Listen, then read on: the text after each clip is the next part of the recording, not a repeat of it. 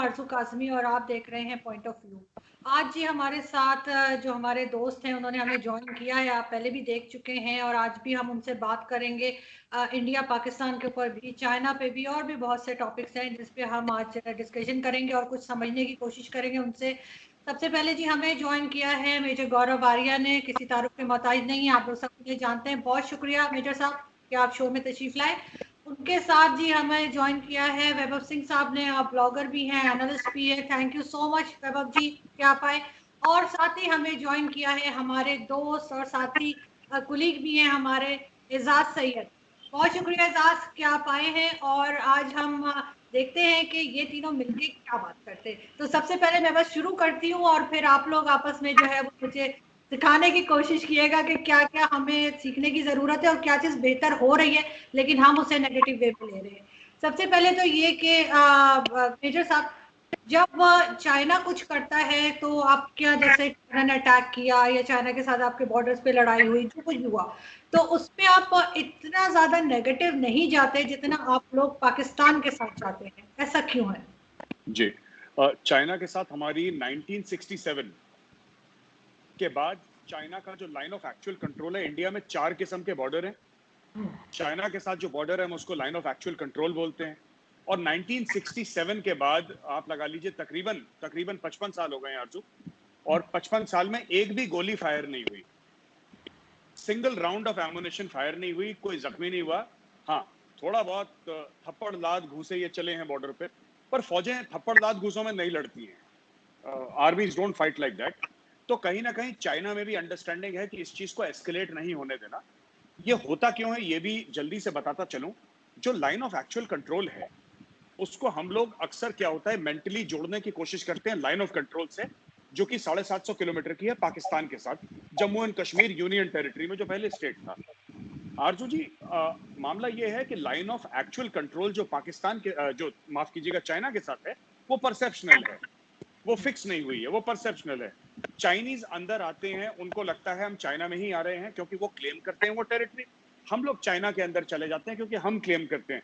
लेकिन जो भी अभी तक हुआ है हमारा चाइना के साथ, मैं भी लाइन ऑफ एक्चुअल कंट्रोल पे मैं सर्विस कर चुका हूं, और वहां पे मैंने देखा था, मैं भी करीब काफी दर्जनों बार मैं चीन के अंदर जा चुका हूं।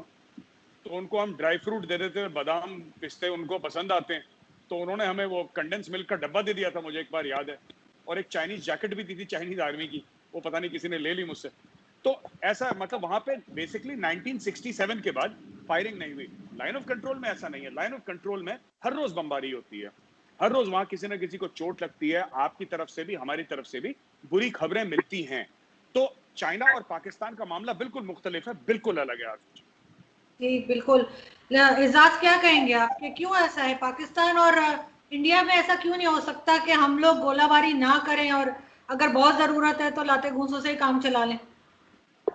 असल में मेरे ख्याल में मेजर साहब ने एक एस्पेक्ट दिया है। एक एस्पेक्ट उसका ये भी है कि जब 1947 में हिंदुस्तान तकसीम हुआ था, हिंदुस्तान का बंटवारा हुआ था, तो मेरे ख्याल में एक बहुत बड़ा फैक्शन ऐसा है, बड़े अदब से कहूँगा, हिंदुस्तान के अंदर भी जिसने पाकिस्तान को तस्लीम नहीं किया।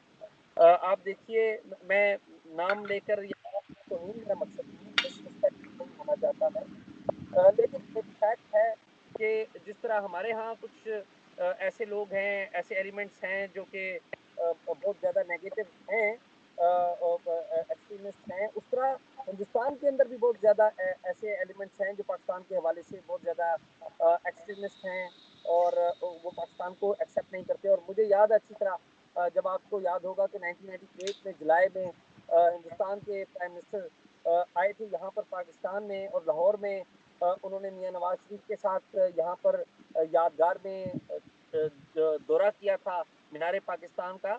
तो उस वक्त भी हिंदुस्तान के अंदर से बहुत सारे ऐसे एलिमेंट्स आए थे कि अभी आपने दौरा वो क्यों किया और क्यों आपने पाकिस्तान को तस्लीम करने की बात की। तो मैं ये नहीं कहूँगा कि सारा हिंदुस्तान गलत है, कुछ यहाँ पर भी ऐसे एलिमेंट्स हैं, कुछ वहाँ पर भी ऐसे एलिमेंट्स हैं, क्योंकि हम किसी ज़माने में इकट्ठे रहे हैं। हमारा और हिंदुस्तान में बसने वाले लोगों का जो रवाज है, जो सोसाइटी है, वो मिलती जुलती सोसाइटी है। थिंकिंग पैटर्न, मोहब्बत करने का भी एक जैसा है, नफरत करने का भी एक जैसा है। हम किसी से मोहब्बत करते हैं तो बेतहाशा मोहब्बत करते हैं, तो नफरत करते हैं तो वो भी बेतहाशा करते हैं। तो 5 उंगलियां भी बराबर नहीं होती, 5 फिंगर्स आर नॉट इक्वल। तो मेरे ख्याल में इस तरह से भी चीज़ों को देखना चाहिए। मैं एक लाइटर नोट में बात कर रहा हूँ, मेरा मकसद बिल्कुल ये नहीं है कि मैं किसी का दिल दुखाऊं या कोई ऐसी बात करूं, लेकिन एक फैक्चुअल बात कर रहा हूँ जो मैं फील करता हूँ ऑनेस्टली। बिल्कुल जी। जी वैभव जी। देखिए, एजाज भाई मेरे बहुत मतलब काबिल एहतराम शख्स है, मैं इनकी बहुत इज्जत करता हूँ, उनके काम से मैं बहुत मुतासिर हूँ, एज अ जर्नलिस्ट भी एंड एज अ ऑथर भी, दोनों तौर पे।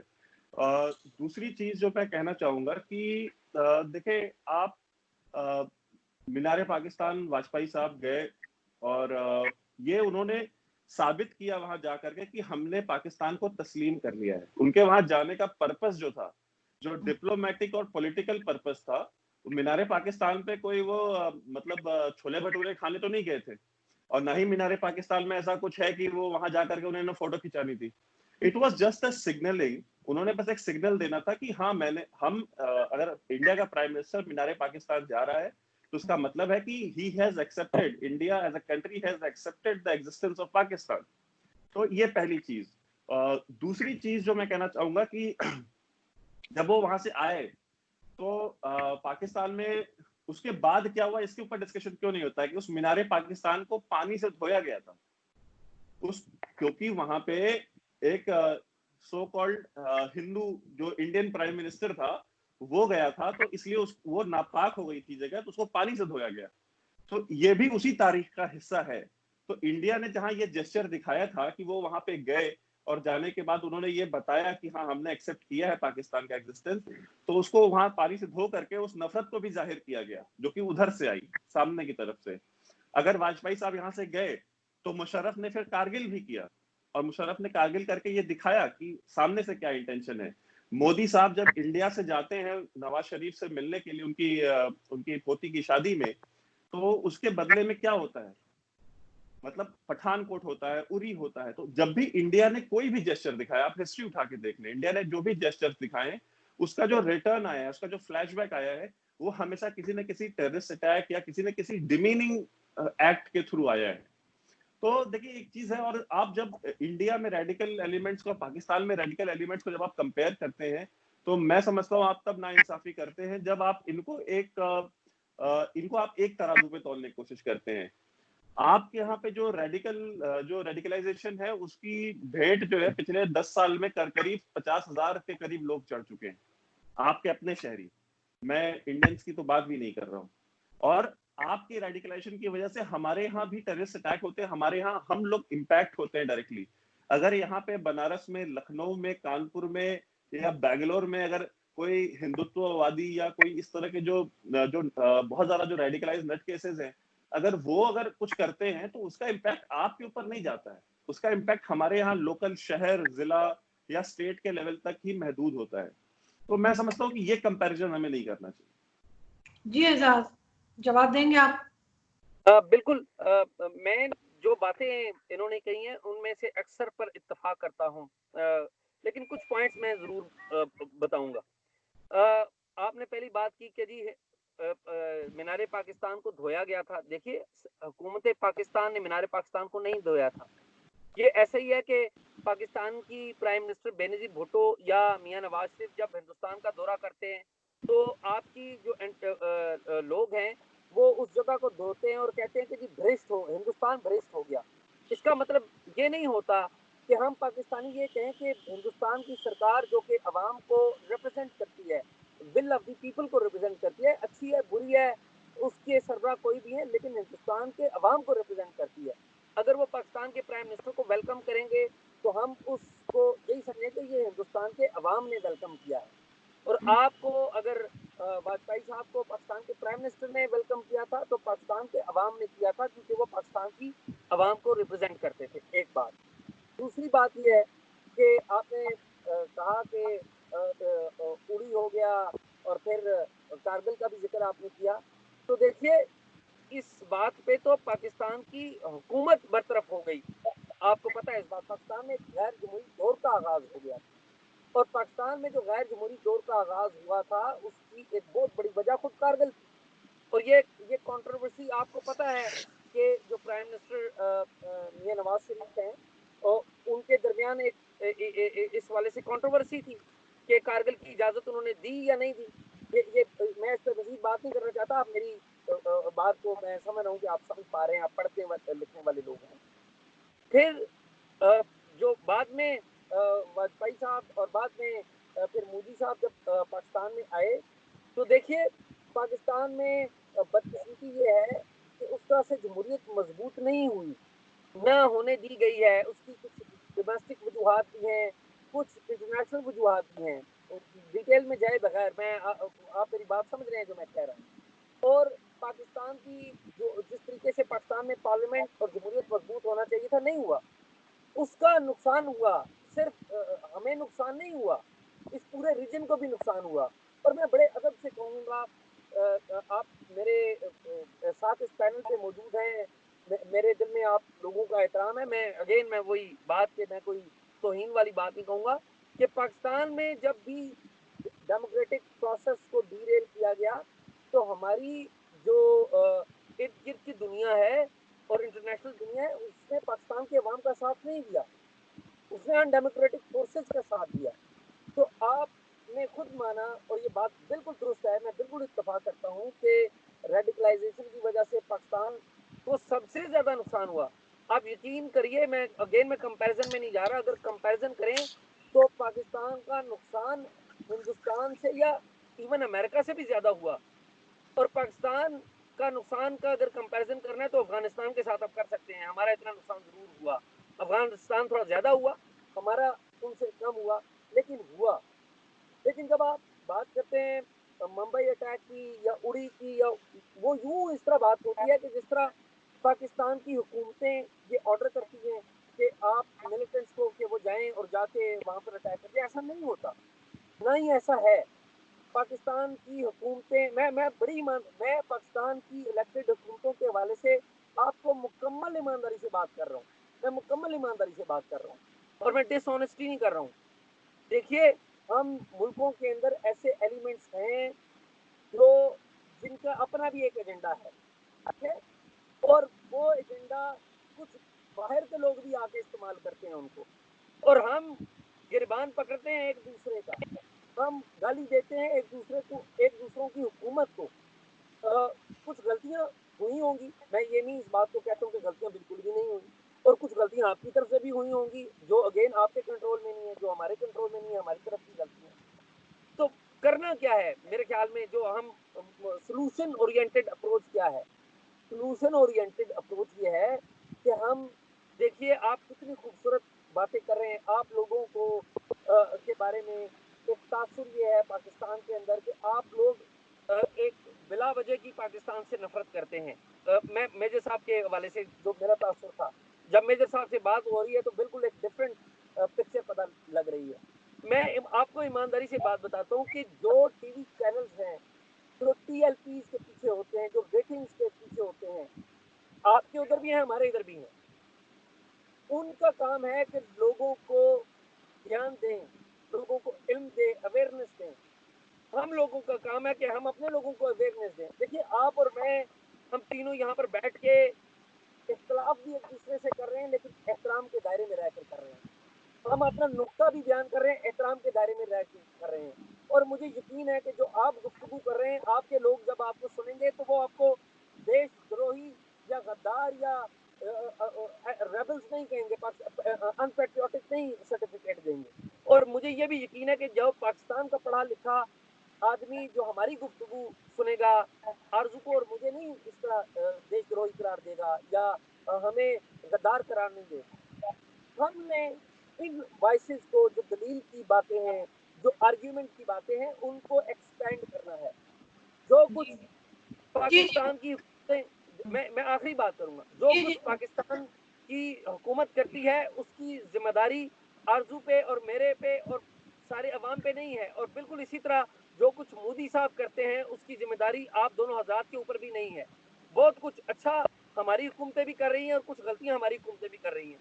बहुत कुछ अच्छा आपकी शायद भी कर रहे हैं और कुछ गलतियां भी आपकी तरफ कर रहे हैं। हमने अपनी अपनी गलतियों को सुधारना है, सुधार की तरफ ये जाना होगा। लड़ाई कोई सोल्यूशन हो ही नहीं सकता। एक दूसरे की तौहीन कोई सोल्यूशन हो नहीं सकता। गलतियां होंगी, ये आपकी तरफ से भी होंगी, हमारी तरफ से भी होंगी, लेकिन ये हल उसी वक्त होगा जब ऐसे लोगों की तादाद ज्यादा होगी जो लड़ाई को और दहशतगर्दी के रास्ते की बजाय एक दूसरे से बातचीत को, डायलॉग को मसाइल का हल करें। ये मेरा मानना है। जी मेजर साहब। जी मेरे पाकिस्तानी दोस्त ने बातें बड़ी अच्छी करी हैं और एट अ सर्टेन लेवल मैं इनके साथ अग्री भी करता हूं, क्योंकि इन्होंने ऐसी कोई बात नहीं करी जिससे डिसएग्री करा जाए। लेकिन जो सच्चाई है वो मुख्तलिफ है थोड़ी सी। आप ये कहते हैं कि ऐसा नहीं है कि आपकी जो सरकार है, आपकी गवर्नमेंट है, वो 26/11 ऑर्डर करती है। वो कुछ लोग हैं पाकिस्तान में जो करते हैं। मैं आपको बताता हूँ। वजाद खान पाकिस्तानी जर्नलिस्ट हैं। वजाद खान ने अपने इंटरव्यू में परवेज मुशर्रफ से बोला, परवेज मुशर्रफ ने खुद बोला कि कश्मीर में लड़ने के लिए हमने तंजीमें बनाई। उन्होंने, परवेज मुशर्रफ जो आपके प्रेसिडेंट थे, आपके आर्मी चीफ थे, सरकारी थे, वो गवर्नमेंट ही थी पाकिस्तान की परवेज मुशर्रफ, क्योंकि इलेक्शन तो थे नहीं, 10 साल तक वही थे। उसके पहले समय जनरल जियाउल हक थे। तो इन सब की अगर आप खासतौर से in the line of fire पढ़ें या उनके इंटरव्यूज देखें, वो बड़े साफ तौर पे उन्होंने बोला है कि ओसामा बिन लादेन हमारा हीरो। उन्होंने बोला लश्कर तैयबा हमारा हीरो है। तो वो लश्कर तैयबा, वो ओसामा बिन लादेन जो कि यूनाइटेड नेशंस ने जिनको बोला है कि टेररिस्ट हैं, राइट। अब देखिए मैं आपको बताता हूं, एज एन इंडियन हमें क्या लगता है। ऐसा है साहब कि हमें ऐसा लगता है कि हाफिज सईद को यूनाइटेड नेशंस ने टेररिस्ट उसको बोल दिया कि ये टेररिस्ट है। वही हाफिज सईद को यूनाइटेड नेशंस ने टेररिस्ट बताया, जिस यूनाइटेड नेशंस का आप कश्मीर के हवाले से बोलते हैं कि साहब ये 1947-48 की आप बात करते हैं यूनाइटेड नेशंस रेजोल्यूशन की। तो कहीं ना कहीं पाकिस्तान कुछ यूनाइटेड नेशंस की बातें मान लेता है और कुछ बातें नहीं मानता। अब मैं आपको बताता हूँ प्रॉब्लम कहां से आती है। मुझे आपको पता है ना हाफिज सईद अभी किधर है? आपको पता है इस बात का? अभी हाफिज सईद किधर है? जी मैं आपको एक बात बता देता हूँ सर। नहीं, मैं छोटी सी एक बात, बुरा ना बनाइएगा। हाफिज सईद का जिक्र किया ना, देखिए हाफिज सईद इस वक्त जेल में है। तो ऊपर एक उनके ऊपर हुकूमत पाकिस्तान ने, किसी और ने नहीं, हुकूमत पाकिस्तान ने उनको चार्ज किया है, उनको गिरफ्तार किया है और उनको जेल में भेज दिया है। आप की बातों को मैं इनकार नहीं कर रहा हूँ, मैं सिर्फ आपको ऐड कर रहा हूँ कि देखिए आप पाकिस्तान को बुरा कह रहे हैं। ये वही पाकिस्तान है कि जिसके आर्मी चीफ ने, जनरल मुशर्रफ ने वो बातें कही, जो उन्होंने गलतियां थी उन्होंने मानी। ये आप इस बात को भी इस तरह से भी देखिए। और फिर यही वही पाकिस्तान है जिसने हाफिज सईद को गिरफ्तार किया और हाफिज सईद को आप जेल के पीछे हैं। तो इसको पॉजिटिवली भी देखिए। जी नहीं साहब, इसको हम पॉजिटिवली इसलिए नहीं देख सकते क्योंकि हाफिज सईद कई बार जेल जा चुका है, कई बार जेल से निकल चुका है। पहली चीज नहीं allow me to complete sir. मैं थोड़ा सा, अगर आप आरजू ऐसे कैसे होगा? अगर प्लीज एक मिनट में कंप्लीट कर लेंगे फिर आप बता दिएगा। इजाज एक मिनट, मेरे साथ एक आखिरी बात, मैं इंटरप्ट नहीं करूंगा, मैं माफी चाहता हूं। हाफिज सईद साहब प्लीज मेरा बात प्लीज। हाफिज सईद पहली दफा जेल में गए, मैं आपको बता देता हूँ। वो इससे पहले नजरबंद रहे, घर पे रहे, और वो नजरबंद किसी केस पे नहीं, हुकूमत उनको ऑर्डर कर देती थी नजरबंद। ये पहली दफा हुआ है हाफिज साहब को जेल जाना पड़ा है और उनके ऊपर केस अदालत में प्रूव हुआ है। ये बात बड़ी इंपॉर्टेंट है, ये बात बड़ी इंपॉर्टेंट है। आप करिए बात। अब आपको इंटरप्ट नहीं करूंगा, प्लीज आप करिए। नहीं कोई बात नहीं साहब। देखिए आप जिनको साहब बोल रहे हैं, हाफिज सईद को आप साहब, चलिए कोई बात नहीं, ठीक है। मैं बाल ठाकरे साहब को भी साहब ही बोलता हूँ, बाल ठाकरे साहब को भी साहब ही बोलता हूँ। सर बाल ठाकरे ने पाकिस्तानियों को नहीं मारा कभी। नहीं, उन्होंने नहीं मारा, उन्होंने इंडिया में मस्जिद, बाबरी मस्जिद को शहीद करने में बड़ा रोल प्ले किया। मैं उनका भी एहतराम करता हूँ। दो चीजें एजाज जी, ऐसा है ना कि मुझे ऐसा लगता है कि थोड़ा सा इंडिया के बारे में आप लोगों को पढ़ना भी चाहिए। जो शिवसेना है कैसे शुरू हुई, क्यों शुरू हुई, उसके कई सारे मुख्तलिफ उसके फैसेट्स हैं जो हमारे डिबेट का स्कोप नहीं है, तो मैं वहां पे जाऊंगा नहीं, फिर डिबेट लंबी हो जाएगी। मैं सिर्फ आपको ये कहना चाहता हूं कि हाफिज सईद ने लश्कर तैयबा शुरू करी, Pakistani president former army chief Pervez Musharraf record पे है कि हाँ हमने शुरू करी, हाँ हमने तालिबान शुरू करी, हाँ हमने अलकायदा की मदद करी, हाँ उसामा बिन लादेन हमारा हीरो था। पहली चीज, अब उन्होंने बोल दिया, क्योंकि वो दुबई में बैठे बैठे उन्होंने वजाद खान को इंटरव्यू दिया था, दुबई में बैठे बैठे, इंडिया में तो बोला नहीं उन्होंने, तो दुबई में बोला। मैं सिर्फ ये बात कहना चाहता हूं कि जो हिंदुस्तान में जो वैभव ने बात करी, अगर इंडिया में कोई कुछ करता भी है, ठीक है, आप जिसको कहते हैं हमारे राइट विंगर्स या जो भी आप उसको नाम देना चाहते हैं, मैं नहीं बोलूंगा, आप जो भी नाम देना चाहते हैं, किसी ने ये नहीं बोला कि हम जाके पाकिस्तान में बम फाड़ के ना पाकिस्तानियों को मार देते हैं, ठीक है, आज तक किसी ने बोला नहीं, क्योंकि हमारी जो पॉलिटिक्स है, हमारी सोच है, वो इंटरनल है, एक्सटर्नल नहीं। दूसरी चीज, ये मैंने पिछले वीडियो में भी बोला था, ये सब आपके पाकिस्तानी पंजाबी हैं, चाहे आप हाफिज सईद को ले लीजिए, मौलाना मसूद अजहर को ले लीजिए, ठीक है, ये कश्मीर में आप कहते हैं ये जेल में है, चलिए आपने बोला साहब, मैंने आपकी बात मान ली, ये जेल में है, पर इनके भेजे हुए लड़के तो कश्मीर में हैं, इन्होंने फिर वहां पे दहशतगर्दी करनी है। और मैं आपको बताता हूं, ठीक है, कि इतनी ज्यादा प्रॉब्लम हो गई है, और इससे क्या हुआ है कि जो हमारी प्रॉब्लम है वो तो है, पर आप दो पाकिस्तानी यहां पे बैठे, मैं आपको बताता हूं, आप लोग मानेंगे मेरी बात, पाकिस्तान की जो रेपुटेशन डैमेज हुई है इसकी वजह से, वो इररिपेरेबल डैमेज है। आज की तारीख में अगर अमेरिका आपसे बात कर रहा है, वो इसलिए नहीं कर रहा कि आप अमेरिका को कोई टेक्नोलॉजी एक्सपोर्ट कर रहे हैं, आप कोई बहुत बढ़िया चीज अमेरिका को दे रहे हैं, वो अमेरिका की मजबूरी है, क्योंकि पाकिस्तान से उसको पोर्ट बिन कासिम से लेकर तोरखम गेट का रास्ता मिलता है जाने का, जियो स्ट्रेटेजिक लोकेशन है पाकिस्तान का, जो अमेरिका की और बाकी फोर्सेस की मजबूरी। पाकिस्तान एक न्यूक्लियर वेपन स्टेट है, जो कि गोरों को लगता है, और काफी हद तक मैं भी इसमें वो हूं कि मैं भी मानता हूं ये चीज कि अनस्टेबल है। अनस्टेबल क्यों कह रहा हूं मैं आपको, मुशर्रफ साहब के ऊपर जो अटैक हुआ था, परवेज मुशर्रफ के ऊपर जो अटैक हुआ था, वो पाकिस्तानी आर्म्ड फोर्सेस के लोगों ने करा था, अपने ही चीफ के ऊपर अटैक करा था, असैसिनेशन का। ये परवेज मुशर्रफ ने खुद बोला है अपने इंटरव्यू में, मैं उन्हीं को कोट कर रहा हूं। He said that my own people tried to kill me, not once but twice. 3 attempt हुए थे, 2 तो फौजियों ने ही करे थे। तो मेरा ये कहने का मतलब है कि अगर फौज में आपका इस लेवल का रेडिकलाइजेशन है, तो हमें क्या पता कि जो न्यूक्लियर वेपन्स एसेट्स को गार्ड कर रहे हैं, वो भी रेडिकल इस्लामिस्ट ना हो, जो तालिबान और अलकायदा की सोच रखते हो। जरूरी नहीं है वो काला मुंह पे मास्क पहन के कुछ करें। आखिरी बात जो मैं कहना चाहता हूं सर, कि जो पूरा पाकिस्तानी स्टेट कर रहा है, मुझे ऐसी कोई नफरत नहीं है, और पाकिस्तान में एक गलतफहमी भी है काफी, मेरे बारे में काफी मीडिया ने भी कवर करा है, काफी चैनल्स यूट्यूब, मुझे पाकिस्तान के ही दोस्त मुझे भेजते रहते हैं, ये कह रहे हैं गौरव आर्य ने। देखिए, मैंने जब भी बोला है, मैं आपको बता देता हूं, मैंने कभी पाकिस्तानी सिविलियंस या नॉन कॉम्बैटेंट्स के लिए नहीं बोला।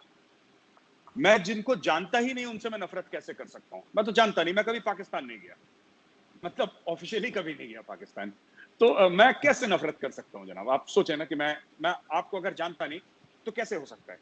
लेकिन ये बात सही है कि जो पाकिस्तानी फौज है, जो पाकिस्तानी आईएसआई है, लोग कहते हैं मुझसे कि मेजर साहब, मुझे ऐसा पाकिस्तानी कहते हैं कि आपने सोशल मीडिया पे आप बड़ा जहर उगलते हैं, ये करते हैं। मैंने बोला शुरुआत किसने करी? मैंने बोला आप बंद कर दो, मैं बंद कर दूंगा। आप मेरे ट्वीट्स देखें, 5 अगस्त 2019 के पहले के ट्वीट्स देखें, और आप उसके, मैं आपको डेट बता रहा हूं, 5 अगस्त, जिस दिन 370 और 35 से कश्मीर से रिवोक करा था इंडियन पार्लियामेंट ने, उसके पहले के ट्वीट्स देखें और उसके बाद के ट्वीट्स देखें। अचानक 24 घंटे के अंदर आपको जमीन आसमान का फर्क दिखेगा। क्यों? क्योंकि आपके आसिफ गफूर साहब ने शुरुआत कर दी। हमें यह दुख हुआ कि हमारी गवर्नमेंट ने, क्योंकि हमारा जो एडीजीपीआई है, जो इंडियन आर्मी का जो पब्लिक इंफॉर्मेशन का सेल है, आप उनके ट्वीट्स देखें, उन्होंने कोई काउंटर नहीं करा। यही मेरी वैभव से बात हो रही थी, और हमने बोला कि अगर हमारी सरकार नहीं करती तो हम लोग तो जिंदा है ना, हम करेंगे, तो हमने शुरू कर दिया। अब लोगों ने बोला कि नहीं, पहले ये लोग ये बोलते थे कि ये तो कुछ नहीं बोलते, इनके मुंह में जबान नहीं है, इनको कुछ आता नहीं करना। फिर जब हमने करना शुरू करा तो बोला मेजर लात बहुत मारता है, ये बात बहुत करता है मेजर इंडिया का। तो देखिए, ये सब बातें हैं ना। मैं आपसे सिर्फ ये कह रहा हूं कि दहशतगर्दी पाकिस्तान से आती है हिंदुस्तान में, ये बात सच है। हाँ, कश्मीर में लोकल कश्मीरी भी हैं जो इसमें मुलव्विस हैं, ये कोई डिनाई नहीं कर सकता। आदिल अहमद डर जो सुसाइड बॉम्बर था पुलवामा का, वो लोकल कश्मीरी था, मैं आपको बता रहा हूं। तो ये कहना कि सारे के सारे पाकिस्तान से आते हैं, ऐसी बात नहीं है। लेकिन 1989 के पहले जो कट ऑफ ईयर हम मानते हैं 1989, उसके पहले कश्मीर में फिल्मों की शूटिंग होती थी, टीवी सीरियल्स की शूटिंग होती थी। तो आप एक बात बताइए, लश्कर तैयबा का हेडक्वार्टर कायमुरीद के में, जैश मोहम्मद बहावलपुर में, उनका मेन लाहौर में, दोनों के घर हैं, वो बात अलग है। लेकिन ये तंजीमें हैं आपकी। आपने जब जेल में डाला, आप कहते हैं आपने हाफिज सईद को जेल में डाला, आपने किस लिए जेल में डाला? कि इंडिया के खिलाफ टेररिज्म कर रहा है, कि आपने उस चार्ज पे जेल में डाला? अगर आपने उस चार्ज में जेल में डाला है, बाय द वे, अगर हाफिज सईद को कि तुमने हिंदुस्तान में टेररिज्म करी है, इसका मतलब पाकिस्तान मानता है कि उसका एक शहरी है जो कि इंडिया में टेररिज्म कर रहा है। या तो आप बोल दीजिए कि नहीं साहब, हमने उसको इंडिया के टेररिज्म के चार्ज में नहीं डाला, हमने तो अपने ही अंदरूनी कोई मसले थे जिसके चार्ज में उसको डाला। तो फिर हमें तो वो नहीं मिला ना, we did not get justice, हमें इंसाफ नहीं मिला। आपको को अंदरूनी मामले में हो सकता है उसने जेब काट ली, हो सकता है कुछ स्मगलिंग कर लियो या दहशतगर्दी कर लियो, कुछ भी XYZ कराओ, आपने हिंदुस्तान के मामले में तो नहीं करा। और अगर करा है तो आप बोलिए कि साहब ये पाकिस्तान का शहरी है, इसने हिंदुस्तान में बम धमाके करे, इसने हिंदुस्तानी शहरियों को मारा है।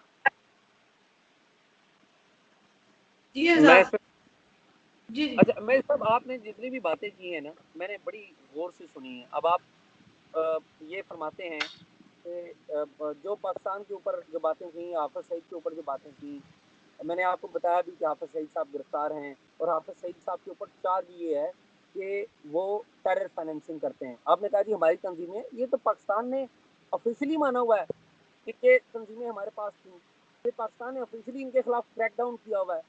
मुरीद के का जिस सेंटर की आप बात कर रहे हैं, उस मुरीद के सेंटर को आप देखिए, हुकूमत पाकिस्तान ने उसका टेक ओवर कर लिया हुआ है। आप जैश मोहम्मद की बात कर रहे हैं, जैश मोहम्मद के सेंटर के ऊपर बात करें, उसका टेक ओवर कर लिया हुआ है। मैं आपसे अर्ज करूंगा कि आप जरूर तनकीद करिए, लेकिन जहां पर पाकिस्तान ने एक्शन लिया हुआ है, पाकिस्तान ने कार्रवाई की है, उसका भी जिक्र करिए। ये बिल्कुल मनफी मनफी मनफी ये अच्छी बात नहीं है। आप कहते हैं कि हिंदुस्तान की ये पॉलिसी नहीं है कि वो पाकिस्तान के ऊपर अटैक करे। भाई कुलभूषण जाधव यहाँ पर क्या कर रहा था? पाकिस्तान से सिविलियन, तो आप कहते हैं कि दहशतगर्दी मुंबई में पाकिस्तानी मुलव्वस थे, भाई होंगे, उनके खिलाफ कार्रवाई किसने की? पाकिस्तान ने की। पाकिस्तान ने उनके खिलाफ मुकदमा दर्ज किया, उनको गिरफ्तार किया।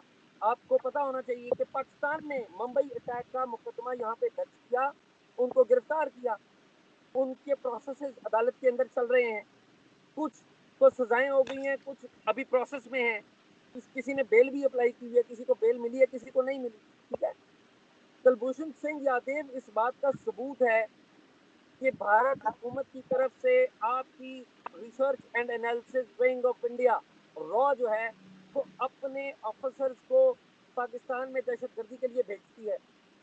ये आपकी कन्फेशन है जो अनडिनाइबल है। फिर आप मुझे और नाम भी पूछेंगे, मैं और नाम भी निकालता जाऊंगा जो पुराने, जिनको पाकिस्तान ने, जिन स्पाइस को पाकिस्तान ने रिलीज किया। आप मुझे बताएं पाकिस्तान के कितने स्पाइस को, पाकिस्तान के कितने अफसर्स को आपने पकड़ा? देखिए, आप जब बात करेंगे ना इस तरह की, तो मैं भी आपको इस तरह के रेफरेंसेस दूंगा। हम दोनों के पास बड़े रेफरेंसेस हैं एक दूसरे के खिलाफ देने के लिए। आप मुझे दो देंगे, दो मैं भी आपको दूंगा। मैं ये बात करने का मकसद ये है, देखिए, हम एक दूसरे को, आप मुझे दो घूंसे मारेंगे, मैं भी आपको दो घूंसे मारूंगा। मुमकिन है दो ना मार सकूं, एक मार सकूं, हो सकता है आप भी मुझे दो ना मार सके, एक मार सके। तो घूंसे बहुत है हम दोनों के पास एक दूसरे के लिए। लेकिन मैं ये अर्ज कर रहा हूँ कि घूंसों के अलावा भी हमें बात करनी चाहिए। आप जनरल मुशर्रफ साहब का इंटरव्यू का हवाला देते हैं कि जनरल मुशर्रफ साहब ने ये बातें की। भाई ये पाकिस्तान की ऑफिशियल पॉलिसी है कि हमने कुछ गलतियां की और उन गलतियों को सुधारने के लिए, आप देखिए 16 दिसंबर 2016 को पाकिस्तान में, 2014 को पाकिस्तान में जो कुछ हुआ, आपके हिंदुस्तान में उसका 10% नहीं हुआ हुआ। आपको पता है पाकिस्तान के स्कूल में बच्चे शहीद कर दिए गए, बच्चे, मासूम toddlers, and they were killed by the militants, they were killed by the terrorist. और उसकी भी जब तहकीकात हुई तो ये तहकीकात में ये बात आई कि अफगानिस्तान के थ्रू इंडिया का कोई एलिमेंट भी था। ये बात अभी चूंकि पब्लिक नहीं, मालूमात अभी पब्लिक नहीं आई, इसलिए मैं इल्ज़ाम कोई नहीं लगाता हूँ, या मैं ये नहीं कहता हूँ कि आप ही मुलव्वस थे। ये बातें कुछ आई थी इस तरह के इन्वेस्टिगेशन में आया।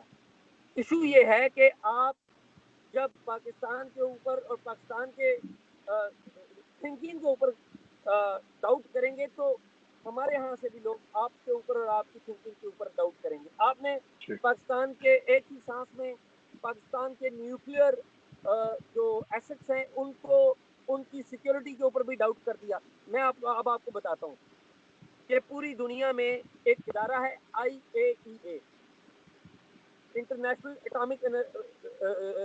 एटॉमिक जो एसेट्स हैं, स्ट्रेटेजिक एसेट्स हैं डिफरेंट मुल्कों के, उसके ऊपर निगरानी करता है ये इदारा। और इस इदारे के इंस्पेक्टर्स दुनिया के हर उस मुल्क में जाते हैं जहां पर न्यूक्लियर आर्म्स मौजूद होते हैं। अभी पिछले दिनों इनकी डेलीगेशन पाकिस्तान में आई हुई थी और उन्होंने पाकिस्तान को सर्टिफाइड किया कि पाकिस्तान के न्यूक्लियर एसेट्स जितने मजबूत और बेहतरीन प्रोटेक्शन में है उतने शायद और कहीं में नहीं है। ये रिकॉर्डेड है, आप चेक कर लीजिए, इस बात को आप चेक कर लीजिए, मैं हवा में बात नहीं कर रहा। तो देखिए न्यूक्लियर आर्म्स आपके उधर भी हैं, वहाँ पे भी मिलिटेंट्स मौजूद हैं, एक्सट्रीमिस्ट्स मौजूद हैं, हमारे यहाँ भी मौजूद है न्यूक्लियर आर्म्स और उनकी सिक्योरिटी भी मौजूद है। एक दूसरे पे सिर्फ एक दूसरे को नीचा दिखाने के लिए या एक दूसरे को डिसरिस्पेक्ट के लिए हम एक दूसरे को नीचे नहीं ला सकते। अब मेरे ख्याल में मेरे साहब हम दोनों आपस में बड़ी बातें कर रहे हैं। ये भाई जी, मैं बस एक मिनट अगर ले लूं फिर मैं इन्होंने जो बात करी थी दो बातें करी थी। पहली बात तो कुलभूषण जाधव की, और मुझे लगता है कि पाकिस्तानी आवाम मान चुका है क्योंकि हमारे कोर्ट्स ऐसे फंक्शन नहीं करते और दुनिया में कहीं पर भी अदालतें ऐसे नहीं चलती जैसे पाकिस्तान में चलती हैं। पहली बात, आपने उसको सिविलियन कोर्ट में नहीं, आपने उसको मिलिट्री कोर्ट में ट्राई करा। मिलिट्री कोर्ट क्या होती है मुझे नहीं पता, मैं आर्मी का हूं, मुझे आज तक नहीं पता लगा military court is meant for the military, it is not meant for civilians. पहली चीज। दूसरी चीज ये है कि आपने कुलभूषण, मैं ये अभी इस वक्त मेरे पास इतना वक्त नहीं है कि मैं आपको समझाऊं कि उसको ईरान से किडनैप करा था। पहली बात, मैं वो बात नहीं करूंगा। मैं 3 बातें बताता हूं कुलभूषण के बारे में, ठीक है, जो मैंने पिछले वीडियो में भी बनाई थी। पाकिस्तानी खुद सोचें, एक बार खुद दिमाग लगा के सोचें कि कुलभूषण जाधव, जो जाधव नाम है ना, जादेव नहीं है एक्चुअली, आप लोग नाम गलत प्रोनाउंस करते हैं, जाधव, कुलभूषण जाधव जो नाम है वो महाराष्ट्रियन नाम है। अगर हमें जासूस भेजना भी होता पाकिस्तान में तो हम पंजाबी स्पीकिंग भेजते, उर्दू स्पीकिंग भेजते। महाराष्ट्र, आपने कभी कुलभूषण जाधव को सुना हिंदी बोलते हुए? साफ पता लगता है वो महाराष्ट्रियन है। वो तो उर्दू बोलेगा, हिंदी बोलेगा, 2 मिनट में आपको पता लग जाएगा कि ये बाहर का बंदा, यहाँ का है ही नहीं लोग। एक minute sir, allow me sir, sir Urdu सब बोल लेते हैं ना, क्योंकि उर्दू एंड हिंदी बहुत सिमिलर है। उर्दू के अपने वर्ड सिर्फ 100-150 वर्ड्स हैं उर्दू के।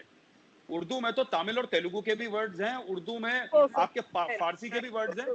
तो उर्दू तो हम जो बात कर रहे हैं, आप अगर मैं वैभव से पूछूंगा, वैभव ये कहेंगे आप हिंदी बोल रहे हैं, मैं आपसे पूछूंगा आप बोलेंगे उर्दू बोल रहे हैं, तो उसमें ज्यादा कुछ फर्क नहीं है। आपने कुलभूषण जाधव के बारे में बात करी। दूसरी बात है कि पाकिस्तान में बोला कि साहब उसका इकबालिया बयान की 0 वैल्यू होती है वर्ल्ड के कोर्ट्स में। अगर मैं इकबालिया बयान, आपने मुझे मार के अगर आपने मुझे दुम्बा बना दिया और आपने बोला कि नहीं गौरव आर्या तुम रॉ के एजेंट हो, तो मैं दर्द कम करने के लिए बोल दूंगा यार मैं रॉ का एजेंट हूं।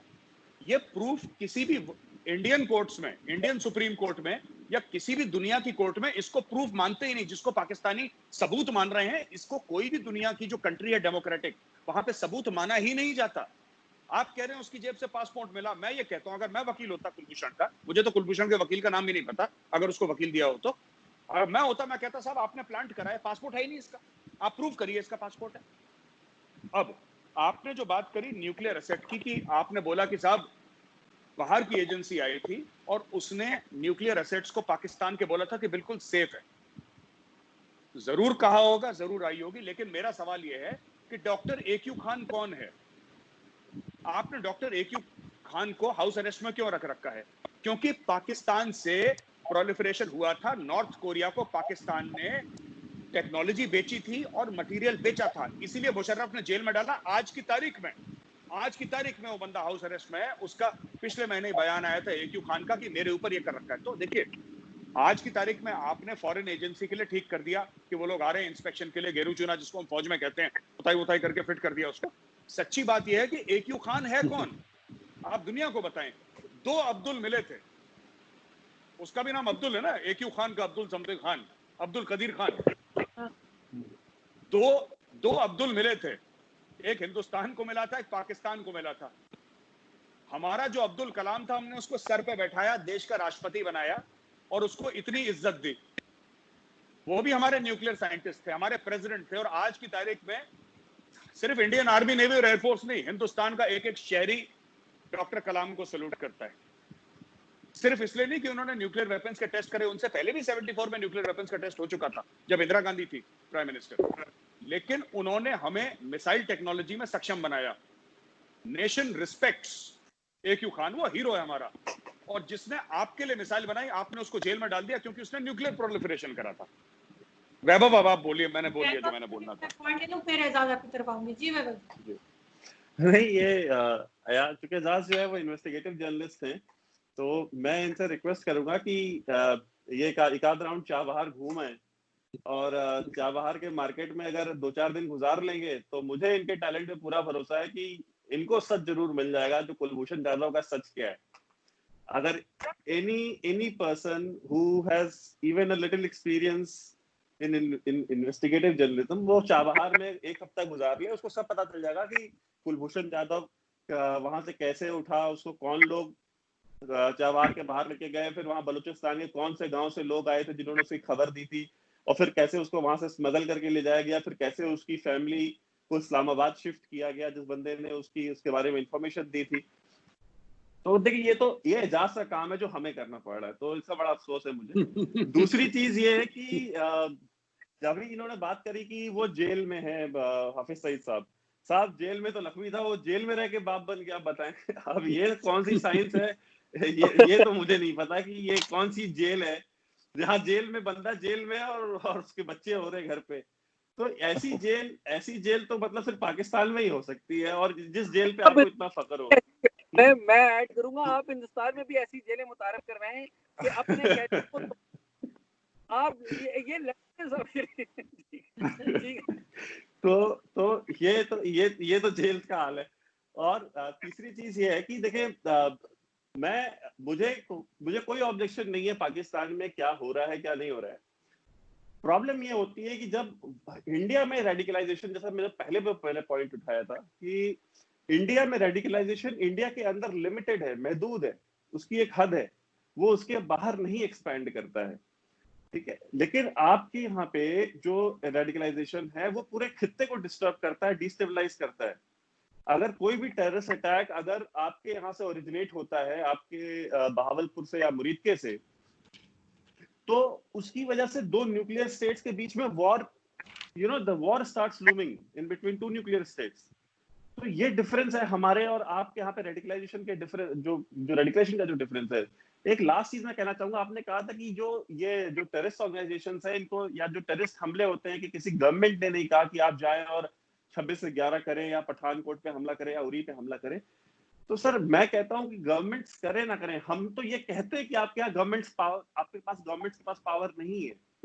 तो आप ही लोग हैं जो हमको ये क्वेश्चन करते हैं कि भाई आप क्यों कहते हैं इमरान खान प्राइम मिनिस्टर, हम कहते हैं वो पपेट है, आप कहते हैं नहीं वो प्राइम मिनिस्टर है, हम कहते हैं वो पपेट है, आप कहते हैं नहीं उसको मानना पड़ेगा प्राइम मिनिस्टर। हम तो मान रहे हैं इस चीज को कि भाई उसके पास पावर नहीं है। वो ऑर्डर दे भी दे कि तुम जाओ बॉम्बे में जाकर के टेररिस्ट अटैक करो, तो उसे कहने से कोई नहीं आना, एक बंदा नहीं आएगा, उसके अपने पीटीआई के कारकुन नहीं आएंगे।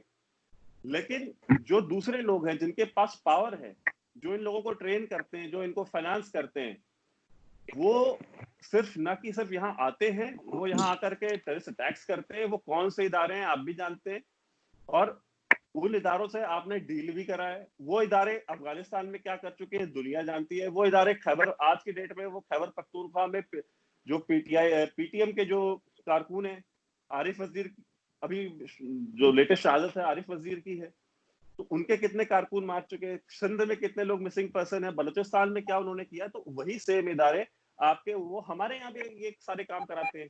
तो भाई आप उनको क्वेश्चन करें ना, हम तो आपसे कहते हैं आप उनको क्वेश्चन करें, आप उनको अकाउंटेबल करें कि भाई आप उनके खिलाफ लिखें। लेकिन अगर आप उनके खिलाफ लिखेंगे तो फिर वही हाल होगा जो हामिद मीर का हुआ, वही हाल होगा जो बाकी आपके यहाँ जर्नलिस्ट जो कि कभी टीवी पे बैठा करते थे, आजकल यूट्यूब पे बैठे मिलते हैं, और कुछ को यूट्यूब पे भी नहीं बैठने देते, वहां पे भी उनको ब्लॉक करा रखा है। हम आप अच्छा बताएं। जी जी। जब एक बात कह दूं इसके पहले जी कि जी आरजू आप जी जी 30 जरूर सेकंड लूंगा। जरूर। मैं एक बात बता दूं, आप लोग शायद क्योंकि फौज का आप लोगों का ताल्लुक नहीं है, तो मैं आपको बता दूं जो मैं इसलिए कहता हूं कि पाकिस्तानी फौज, आर्मी खासतौर से इसमें इन्वॉल्व है टेररिज्म में। पाकिस्तानी फौज कभी नहीं गई अंदर लड़ने के लिए। कश्मीर पे पाकिस्तानी फौज ने जो अटैक करा था, पहले कबायली भेजे थे 47-48 के बाद, कभी कश्मीर वैली के अंदर नहीं आई पाकिस्तानी फौज। ये कारगिल वारगिल साइड में करते रहे ये लोग, और अखनूर साइड में करते रहे। वैली के अंदर इन लोगों ने कभी डायरेक्ट अटैक नहीं करा, पहली चीज। दूसरी बात मैं आपको बता दूं कि ये जो चीजें हैं, आईडी का इस्तेमाल, प्लास्टिक एक्सप्लोजिव्स का इस्तेमाल, टाइमर्स का इस्तेमाल, डेटोनेटर का इस्तेमाल, किस तरीके से स्नाइपर राइफल इस्तेमाल कर, ये सब पाकिस्तान में हथियार होंगे। देखिए, हथियार होना और हथियार इस्तेमाल करना जमीन आसमान का फर्क है। पाकिस्तान में AK-47 सिविलियन के हाथ में दिखना कोई बड़ी बात नहीं है, राइट? कोई बड़ी बात नहीं है। लेकिन उस सिविलियन को सिर्फ ट्रिगर दबा के और उसको खोल के जोड़ के साफ करके, ये हथियार नहीं है। ये 2 दिन के अंदर कोई सीख सकता है, ये कोई बड़ी बात नहीं है। पर जिस तरीके से उनको ट्रेनिंग करना, ये कुछ चीजें हैं जो करते हैं, दीज आर हाईली टेक्निकल, और ये चीजें सिर्फ एक मिलिट्री कर सकती है। ये किसी के बस का नहीं है, सिविलियन के बस का नहीं है। जो पुलवामा में अटैक हुआ था, जिसमें हमारे वीर गति को प्राप्त हुए थे 40 सीआरपीएफ के बहादुर जवान, जो पूरा सेट करा गया था किस तरीके से, मैं आपको बता रहा हूं एज एन आर्मी ऑफिसर, ये किसी सिविलियन के, पाकिस्तानी हो, अफगानिस्तानी हो, कहीं का भी हो, वो आप कह दे साहब मैं तालिबान का कमांडर हूं, उसकी जो सिखलाई है वो फौज से हुई है, एक सिविलियन के बस का नहीं है। उसको पता ही नहीं। ये क्लासरूम में बैठ के, स्क्वाड पोस्ट में बैठ के सीखी जाती हैं चीजें। इसके ऊपर प्रॉपर प्रेसिज, हम लोग प्रेसिज बोलते हैं, बुकलेट्स होती हैं, इसकी प्रॉपर प्रेसिज होती हैं। इसको बैठ के सिखाया जाता है। तो जो लोग कह रहे हैं ना कि ऐसी है, ये मुजाहिदीन है और लड़ने चले, ये इतना सिंपल नहीं है कि मुजाहिदीन लड़ने चले गए। These people are trained, they may not be very well trained. मैं ये नहीं कह रहा कि बहुत अल्टीमेट इनकी ट्रेनिंग है, क्योंकि इनका दौरा आम, दौरा खास होता है, 2 पार्ट्स में इनकी ट्रेनिंग डिवाइड है, 4 कैप्सूल होते हैं इनके, तो उसी में इनका काम हो जाता है। लेकिन definitely there is military training. Without military training you can not do this, जो भी आपने करा है। जी प्लीज। जी एजाज। मेरे ख्याल में हमने बड़ी इस तरह की बातें कर ली हैं। 2 छोटी छोटी बातें करूंगा, लंबी बात नहीं करूंगा। देखिए, मैं अगेन वही बात कहूंगा कि आप 2 बातें करेंगे, 2 बातें मैं भी करूंगा। आप अगेन कहते हैं कि कुलभूषण यादव का बयान इकबाली नहीं, या जो भी है, आपका एक मौक़िफ़ ये भी है कि उसे चाबहार से उठा लिया गया था। अजीत डोभाल साहब ने ऑन द रिकॉर्ड स्टेटमेंट दिया हुआ है कि मैं इतने 7 साल पाकिस्तान के अंदर रहा, स्पाइंग करता रहा और कुछ काम, रिकॉर्ड के ऊपर उनकी बातें। एस गलत साहब ने कश्मीर द वाजपेयी ईयर्स में जो बातें लिखी है, कश्मीर के अंदर क्या होता है और कश्मीरी अवाम किस तरह लोगों से तंग है और क्यों वो पाकिस्तान की तरफ देखते हैं, वजूहात क्या है, वो भी चीज़ें रिकॉर्ड के ऊपर हैं। तो देखें, मैं वही अगेन वो बात कहूँगा कि आप एक बात करेंगे तो 2 बातें मैं भी करूँगा। मैं सुनाऊँगा आपको, मैं रेफरेंस दूँगा। लेकिन जो हुकूमत पाकिस्तान ने अच्छे काम किए हैं, आप उनको मानिए। आप कहते हैं, आप पाकिस्तान के इदारों पे तनकीद करते हैं और आप कहते हैं कि पुलवामा का जो अटैक है वो पाकिस्तान की तरफ से करवाया गया। क्या पाकिस्तान के GHQ पे भी अटैक हुआ, पाकिस्तान की मिलिट्री इंस्टॉलेशंस के ऊपर भी अटैक हुआ, पाकिस्तान की इंटेलिजेंस जो इदारे हैं उनके ऊपर भी अटैक हुआ, और उसका इल्ज़ाम हम हिंदुस्तान के ऊपर देते हैं। हमारे जो तहकीकात आती हैं उनमें बाज़ दफ़ा हिंदुस्तान सामने आता है। बलूचिस्तान के हवाले से बातें करते हैं तो उसमें हिंदुस्तान की बात आती है, और फिर आपके फॉरेन ऑफिस ने स्टेटमेंट दिया हुआ रिकॉर्ड के ऊपर। आपको पता है इस बात का, बलूचिस्तान के हवाले से, और उस बात की एडमिशन और कन्फेशन मौजूद है कि किस तरीके से हिंदुस्तान बलूचिस्तान के अंदर इन्वॉल्व है। तो देखिए, ये जो एक दूसरे के अंदर मुदाखलत करना, इस बात को सीखना होगा हमें कि हम ये काम छोड़ दीजिए। आप अफगानिस्तान के थ्रू पाकिस्तान के अंदर इन्वॉल्वमेंट करेंगे तो जवाब फिर पाकिस्तान भी देगा, और पाकिस्तान अगर कुछ करेगा तो आप भी करेंगे। ये बंद होनी चाहिए, ये दुकानें दहशत की, ये टेररिज्म की दुकानें बंद होनी चाहिए। मैं आपको शुरू वक्त से एक ही बात कह रहा हूँ कि देखिए, आप पाकिस्तान पे इल्ज़ाम लगाए जाएं, आप पाकिस्तान की आर्मी पे इल्ज़ाम लगाए जाएं, पाकिस्तान के खुफिया इदारों पे इल्ज़ाम लगाएं, तो हम उस पर डिफेंड करेंगे। हम पाकिस्तान के अंदर बैठ के मुमकिन है तनकीद करते हों, लेकिन हम आपके कहने के ऊपर अपने इदारों को तनकीद तो नहीं करेंगे। हम मेरिट को देखेंगे। और आप हमारे कहने के ऊपर अपने इदारों को तनकीद नहीं करेंगे। अगर आप ऐसा करेंगे तो आप गलत करेंगे, और हम अगर आपके कहे पे पाकिस्तान के इदारों पर तनकीद करेंगे तो ये भी गलत होगा। बात यह है कि हम दोनों को मुहिब्बे वतन समझिए और खुद भी आप मुहिब्बे वतन रहिए। और आप ये याद रखिए कि जब आप अपने घर को एक ऑर्डर में लाएंगे, अपने घर में अपनी सरकार को अगर कहीं पे गलत होती है या वो मुसलमानों के हवाले से कवानीन लाती है ऐसे जो किसी तौर पे भी जस्ट नहीं है, उनको समझाएंगे तो आपकी बात वो सुनेंगे। और अगर हमारे यहाँ कोई गलती होती है, हमारी हुकूमत करती है, तो उन पर तनकीद हम ऑनेस्टली करेंगे। हमारा फर्ज ये है कि हम ज़्यादा से ज़्यादा ऐसी वॉइसेस पैदा करें जो दोनों मुल्कों के हुकूमतों को और सरकारों को अगर कहीं वो गलत होती हैं तो उनको समझाएं। हम एक दूसरे पे थप्पड़ मारने से फायदा नहीं होगा।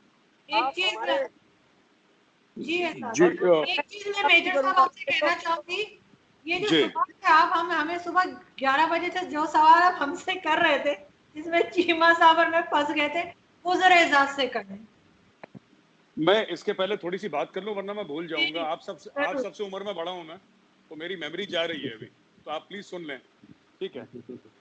देखिए ना, बात ये होती है कि जो पाकिस्तान में एपीएस पेशावर का जो हादसा हुआ, जो सबसे ज्यादा हार्ट ब्रेकिंग था, आपको पता होना चाहिए कि इंडियन पार्लियामेंट खड़ी हुई थी और खड़े होके 2 मिनट का साइलेंस इंडियन पार्लियामेंट ने किया था उसके ऊपर। हम भी चाहेंगे कि हम भी चाहते कि अगर पुलवामा में अगर आप लोग ऐसा करते तो अच्छा लगता। इंडिया के सारे स्कूल्स में भी हुआ था, सारे स्कूल्स में।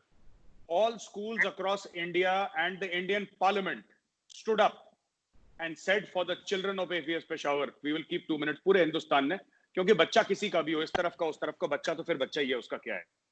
ये होता क्यों है मैं आपको बता दूं। देखिए साहब, ऐसा होता है ना कि जब आप गुड टेररिस्ट और बैड टेररिस्ट बोले ना, जैसे गुड तालिबान बैड तालिबान जब आप करते हैं, ठीक है, जब आप एक को बोलते हैं कि तुम टेररिस्ट हो, फिर तुम बोलते हो दूसरे को तुम फ्रीडम फाइटर हो, तब जाके प्रॉब्लम होती है। आप देखें, जो सांप हमें काट रहे हैं वो सांप आपको भी काट रहे हैं, पर आपकी जिम्मेदारी ज्यादा है क्योंकि वो सांप आपके हैं, वो पाकिस्तानी हैं, वो शहरी पाकिस्तान के हैं। वो दूसरी चीज मैं जो कह रहा हूं कि पुलवामा का जो अटैक पाकिस्तान ने करवाया, मैं आपको फिर कह रहा हूं, आदिल अहमद डर की क्या उम्र थी, 22-23 साल। किसने आदिल अहमद डर को सिखाया कि मैं आपको एक्सप्लोजिव्स बनाने की एक छोटी सी क्लास यहां पे ले लेता हूं, आप लोगों को शायद इंटरेस्टिंग लगेगी। देखिए, आपने प्लास्टिक एक्सप्लोजिव लिया, ठीक है साहब, उसमें कॉर्डेक्स होता है, उसमें फ्यूज होता है, और लोग भी देखेंगे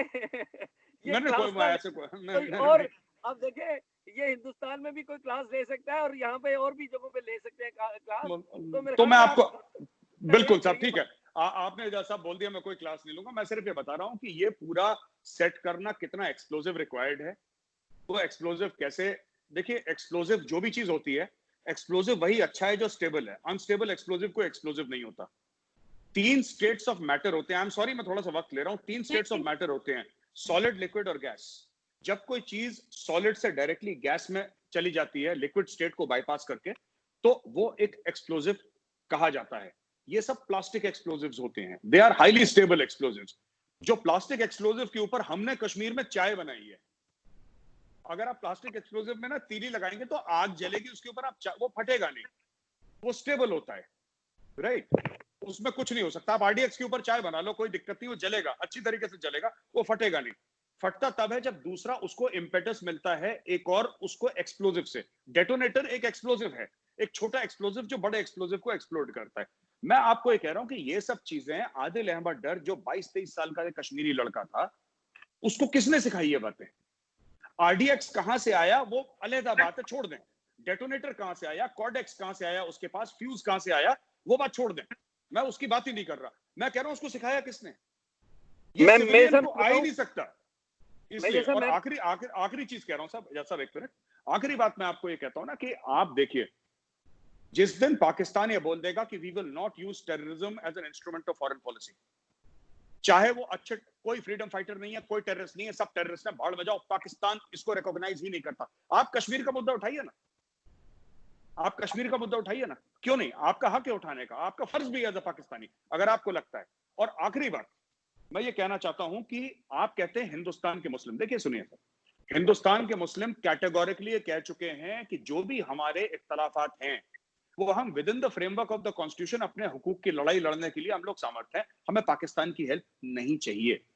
तो पाकिस्तान में जो लोग आते हैं कि इंडियन मुस्लिम ये आप मत करा करिए बातें, क्योंकि इंडियन मुस्लिम यहां पे बैठ के बड़े अनकंफर्टेबल हो जाते हैं। 2-4 लोग हैं जो पाकिस्तान के गाना गाते होंगे, मैं मना नहीं कर रहा, लेकिन large 99% of Indian Muslims are very uncomfortable. और ये बात एक मौलवी साहब है हमारे बड़े फेमस हैं, वो मैं भूल गया हूं, मुशर्रफ साहब को दिल्ली में एक मीडिया हाउस था, उसमें उन्होंने बोला था, मैं आपको वो क्लिप भेज दूंगा ढूंढ के, वो यूट्यूब पे क्लिप है जहां पे उन्होंने बोला था कि देखा हुआ मैंने, याद है, बड़ा फेमस। जी जी, उन्होंने बोला साहब ठीक है हमारे साथ प्रॉब्लम है इंडिया में, हम ये नहीं कह रहे कि मुसलमानों को इंडिया में कोई प्रॉब्लम नहीं है, लेकिन वो कॉन्स्टिट्यूशन के दायरे में हम सोल्यूशन ढूंढ लेंगे। आप रहनुमाई मत करिए हिंदुस्तान के मुसलमानों की। आपको एक मुल्क चाहिए था, भारत का पार्टीशन हो गया, आपको एक मुल्क मिल गया, कहानी खत्म हो गई। अब आपको पैलेस्टीनियंस का भी दर्द है, क्यों? क्योंकि वो मुसलमान है। आप कहते हैं आपको कश्मीरियों का दर्द है, क्यों? क्योंकि वो मुसलमान है। आपको इंडियन मुस्लिम्स का दर्द है, क्यों? क्योंकि वो मुसलमान है। अरे आप किसी और के बारे में, कभी मैंने ये नहीं सुना पाकिस्तानियों का कि साहब इसके बारे में हमें बड़ा बुरा लगा, ये नॉन मुस्लिम है। हिंदू मरते हैं लिंचिंग में, कभी पाकिस्तान से कंडेमनेशन नहीं आया कि लिंचिंग बुरी है, एक इंसान मरा है। आप लोग बात करते हैं मुस्लिम मुस्लिम मुस्लिम मुस्लिम मुस्लिम 24/7 मुस्लिम की बात करते हैं, फिर आप हमें गुनहगार बताते हैं कि तुम लोग इस्लामोफोबिया करते हो। भाई फर्क किसने करा हिंदू मुसलमान में, या हिंदू सिख सॉरी मुसलमान और यहूदियों में, या मुसलमान और क्रिश्चियन में? हर जगह तो आप लोग कहते हैं अच्छा मुसलमान क्या होता है। आपने कभी सुना किसी हिंदू को बोलते हुए कि अच्छा हिंदू क्या होता है? या फिर यू सी, आपने जो प्रोजेक्शन करा ना इस वर्ड का मुस्लिम का, इतनी बार कर दिया कि लोगों को लगने लगा कि ये अलग हैं। आप ये लोग ये बात ही मत करें। आप पैलेस्टीन का मसला है, पैलेस्टीनियन संभाल लेंगे। और अगर आप पैलेस्टीन के लिए बोलते हैं, अगर आप पैलेस्टीन के लिए बोलते हैं, आपका हक है बोलने का और आपका फर्ज भी है, आप कश्मीर के बारे में बोलिए, लेकिन आप चीन में जो 15 लाख मुसलमानों को चीन में जेल में डाला है उसके बारे में इमरान खान कहते हैं साहब हमें पता ही नहीं इनके बारे में, ये आज मरते हैं कल मरते हैं, आज मरे अभी मर जाए उसकी तरफ से, उसको कोई फर्क नहीं पड़ता। वो तो अमेरिका है, अमेरिका है जो अमेरिका ने अभी लेजिस्लेशन पास करा है कि वीगर मुसलमान है चाइना में, उनके साथ क्या हो रहा है, चाइना जवाब दे। पाकिस्तान ने तो कोई लेजिस्लेशन पास नहीं करा। तो पाकिस्तान को, हमें ऐसा लगता है और हमारा ऐसा मानना है कि जहां पे पाकिस्तान को फायदा होता है, जहां पे पाकिस्तान की इंटरनेशनल स्टैंडिंग बढ़ती है, या फिर कश्मीर का मामला जो एक बड़ा इमोशनल मामला है पाकिस्तान में, मुस्लिम्स का, इस्लाम का, उम्मा का, वहां पे आप लोग उम्मा का हवाला देते हैं, वहां पे इमामों को नचवाया जा रहा है, शराब पिलाई जा रही है, सुअर का गोश्त खिलाया जा रहा है, पाकिस्तान से चूं नहीं निकलती। ये गलत बात है ना, ये तो मुनाफकत है। आप लीजिए कश्मीर का नाम ना, आपको किसने मना करा? आप बोलिए कश्मीर में जुल्म कर रही है इंडिया, अगर आपको बोलना है आप बोलिए, लेकिन आप ये भी तो कहिए कि चाइना जुल्म कर रही है, और आप सच्ची बात बताइए, फिर आप सच बोलने की ताकत रखिए ना। हमने जो ह्यूमन राइट्स वायलेशन हुए थे, मैंने ब्रिटिश पार्लियामेंट में जाके बोला था, I was invited to the British parliament, मैंने ब्रिटिश पार्लियामेंट में बोला है कि कश्मीर में ह्यूमन राइट्स वायलेशन हुए और हमने उन फौजियों को पकड़ के जेल में डाल दिया है। आप बताइए ना, पिछली बार वैभव ने पूछा था यही सवाल, वैभव का सवाल मैं पूछता हूं, पिछली बार वैभव ने यह पूछा था कि पिछले 72 साल में कौन सा पाकिस्तानी आर्मी ऑफिसर है जिसको आपने जेल में डाला है फॉर ह्यूमन राइट्स वायलेशंस? हमारे कई हैं जिन्होंने करा है, कश्मीर में गलत काम करा है, नॉर्थ ईस्ट में गलत काम करा है, जेल में है, वो उम्र कैद की सजा मिली है उनको, वो जेल में है। पाकिस्तानी आर्मी का एक अफसर आपने जेल में नहीं डाला, आप डाल नहीं सकते जेल में। आप एक 3-4 साल की नौकरी के कप्तान को जेल में नहीं डाल सकते, जनरल तो बहुत बड़ी बात है।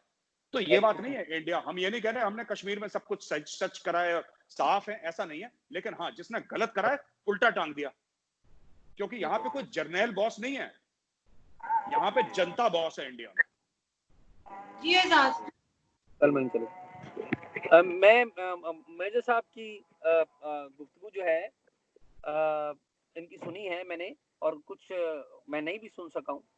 अगेन मैं ये बात कहूँगा कि आप जब हम पर तनकीद करते हैं ना, तो आप बिल्कुल एक फ्रेम ऑफ माइंड से करते हैं। मतलब मैं मेजर साहब की बात नहीं कर रहा हूँ, मैं ओवरऑल आम हिंदुस्तानी जो एनालिस्ट है उनकी बात कर रहा हूँ।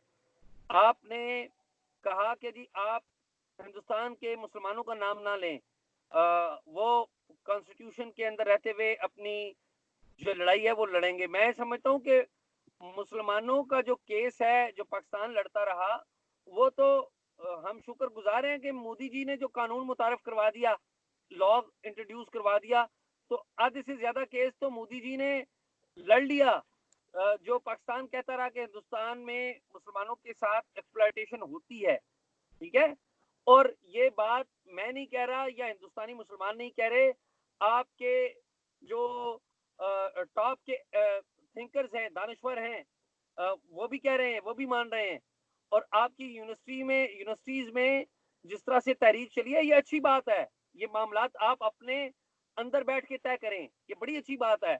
मैं ये चाहता हूं कि आप भी अंदर बैठ के तय करें, लेकिन उस तरह हमें भी आप राइट दीजिए कि हम जो यहाँ पर राइट्स की बात कर रहे हैं, हम अपने तय करते हैं, हम किसी के कहने पे वो नहीं करते, ना किसी के कहने पे वो। जी एजाज, आप जो नहीं सुन सके मैं बताती हूँ एक दो चीजें। मेजर साहब ने कहा कि हम चाइनीज मुस्लिम्स के लिए क्यों नहीं आवाज उठाते, यही कहा ना सर आपने, कि हम चाइनीज मुस्लिम के लिए क्यों नहीं बोलते।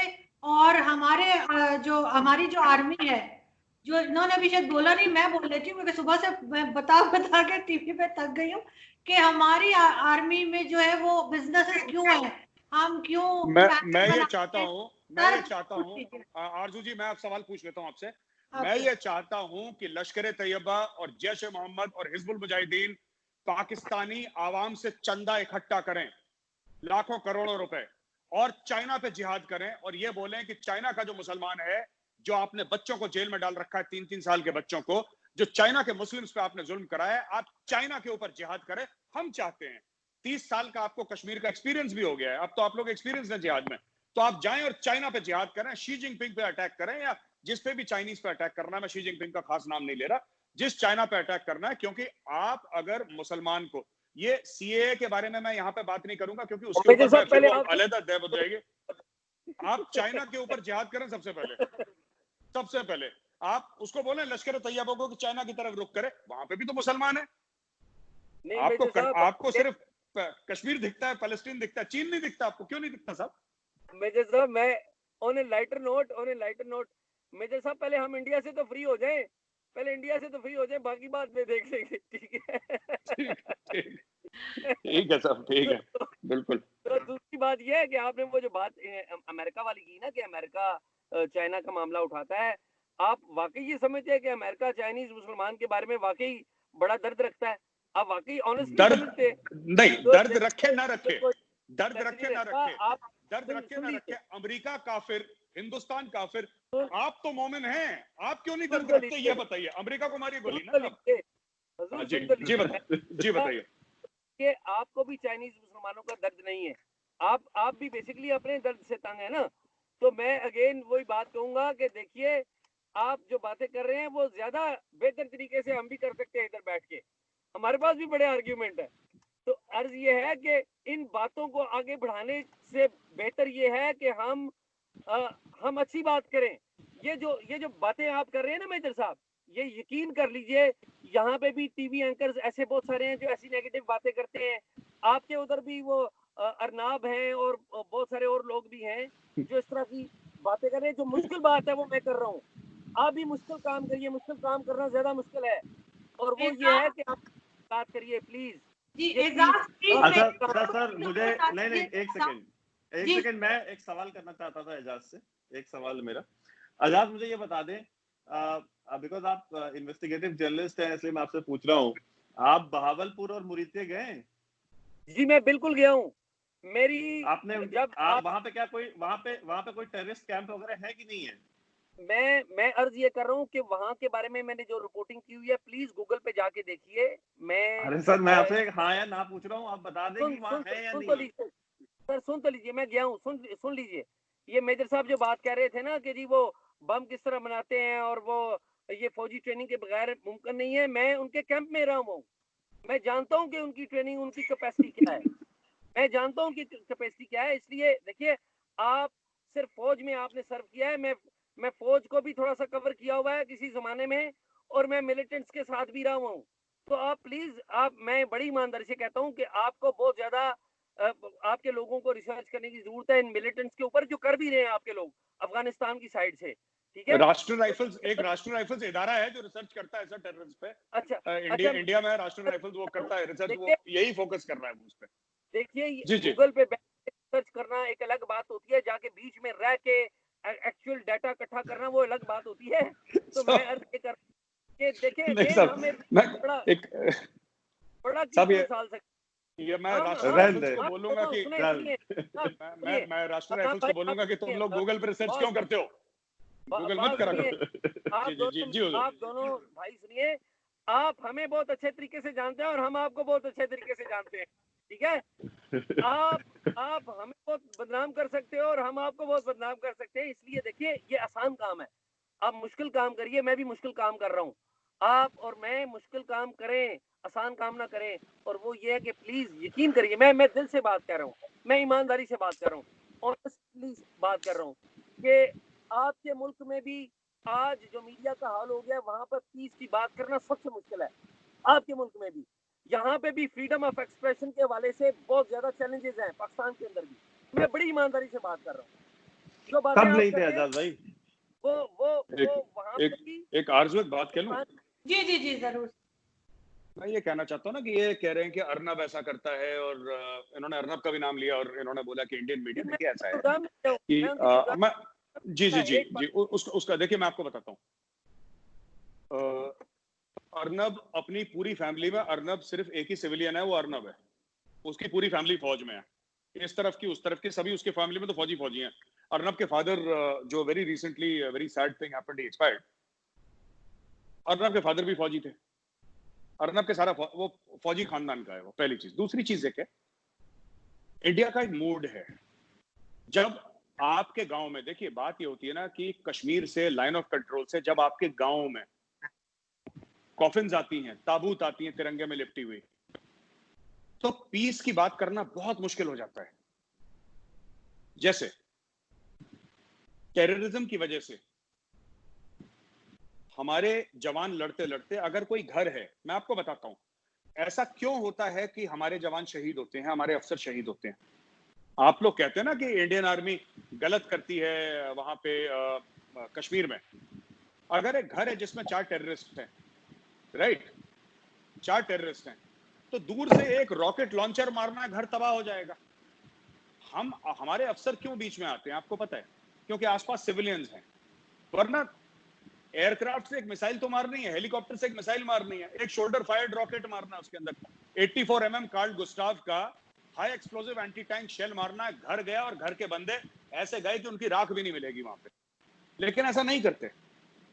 आपको ये समझना चाहिए कि क्यों ऐसा होता है। और ये सब बातें जो हम लोग करते हैं ना कि ऐसा क्यों है, मीडिया क्यों है, media is an expression of India. India में बहुत गुस्सा है और आप लोग शायद ये बात अप्रिशिएट नहीं कर पा रहे कि इंडिया में कितना गुस्सा है इस चीज को लेकर, और कितना दुख है कि जब फौजी आते हैं आपके तो जो आते हैं पाकिस्तान से, वो तो मदरसे से आते हैं, ये लश्कर वश्कर के, वो तो फौजी नहीं आते। नहीं नहीं नहीं ऐसा नहीं है, तो भाई साहब हम ऐसा नहीं। सर देखिए सुनिए, आपका कोई फौजी, आप एक बात बताइए, आपका पिछली एक सर्विंग फौजी का नाम बताइए जो पिछले 20 साल में कश्मीर के अंदर घुसा हो, सर्विंग फौजी और जो मरा हो। एक सर्विंग फौजी का नाम बताइए पाकिस्तान आर्मी का। लाइन ऑफ कंट्रोल के ऊपर हमारी बहुत सारी शहादतें हुई हैं, बहुत सारे लोग सर लाइन ऑफ शहीद हुए हैं। कंट्रोल की बात नहीं कर रहा मैं, एंटी टेररिज्म CICT की बात कर रहा हूँ, काउंटर इंसर्जेंसी काउंटर टेररिज्म। जो देखिए काउंटर टेररिज्म ऑपरेशंस हैं उसमें कोई आया है लड़ने के लिए पाकिस्तानी फौजी के नहीं? यह बात तो आज से नहीं हो रही ना। लाइन ऑफ कंट्रोल जो थी, सीज फायर लाइन, ये तो 1948 के बाद बन चुकी थी, ये तो तब से हो रहा है। नई बात कौन सी है इसमें? ये तो हर रोज दिवाली होती है यहाँ पे। हमारे फौजी आपके हिंदुस्तान के अंदर दाखिल नहीं होते, लेकिन लाइन ऑफ कंट्रोल पे बड़े आए रोज फौजी शहीद होते हैं, आए रोज फौजी शहीद होते हैं। देखिए सुनिए, अगर एक फौजी किसी और फौजी के साथ लड़ते हुए शहीद हो अपने देश के लिए, तो वो उसके लिए फक्र की बात है। उसने आमने सामने की लड़ाई लड़ी, चाहे वो पाकिस्तानी आर्मी का हो चाहे इंडियन आर्मी का हो, उसने आमने सामने की लड़ाई लड़ी है। गुड, वो फौजी का काम है लड़ना, वो लड़ रहा है।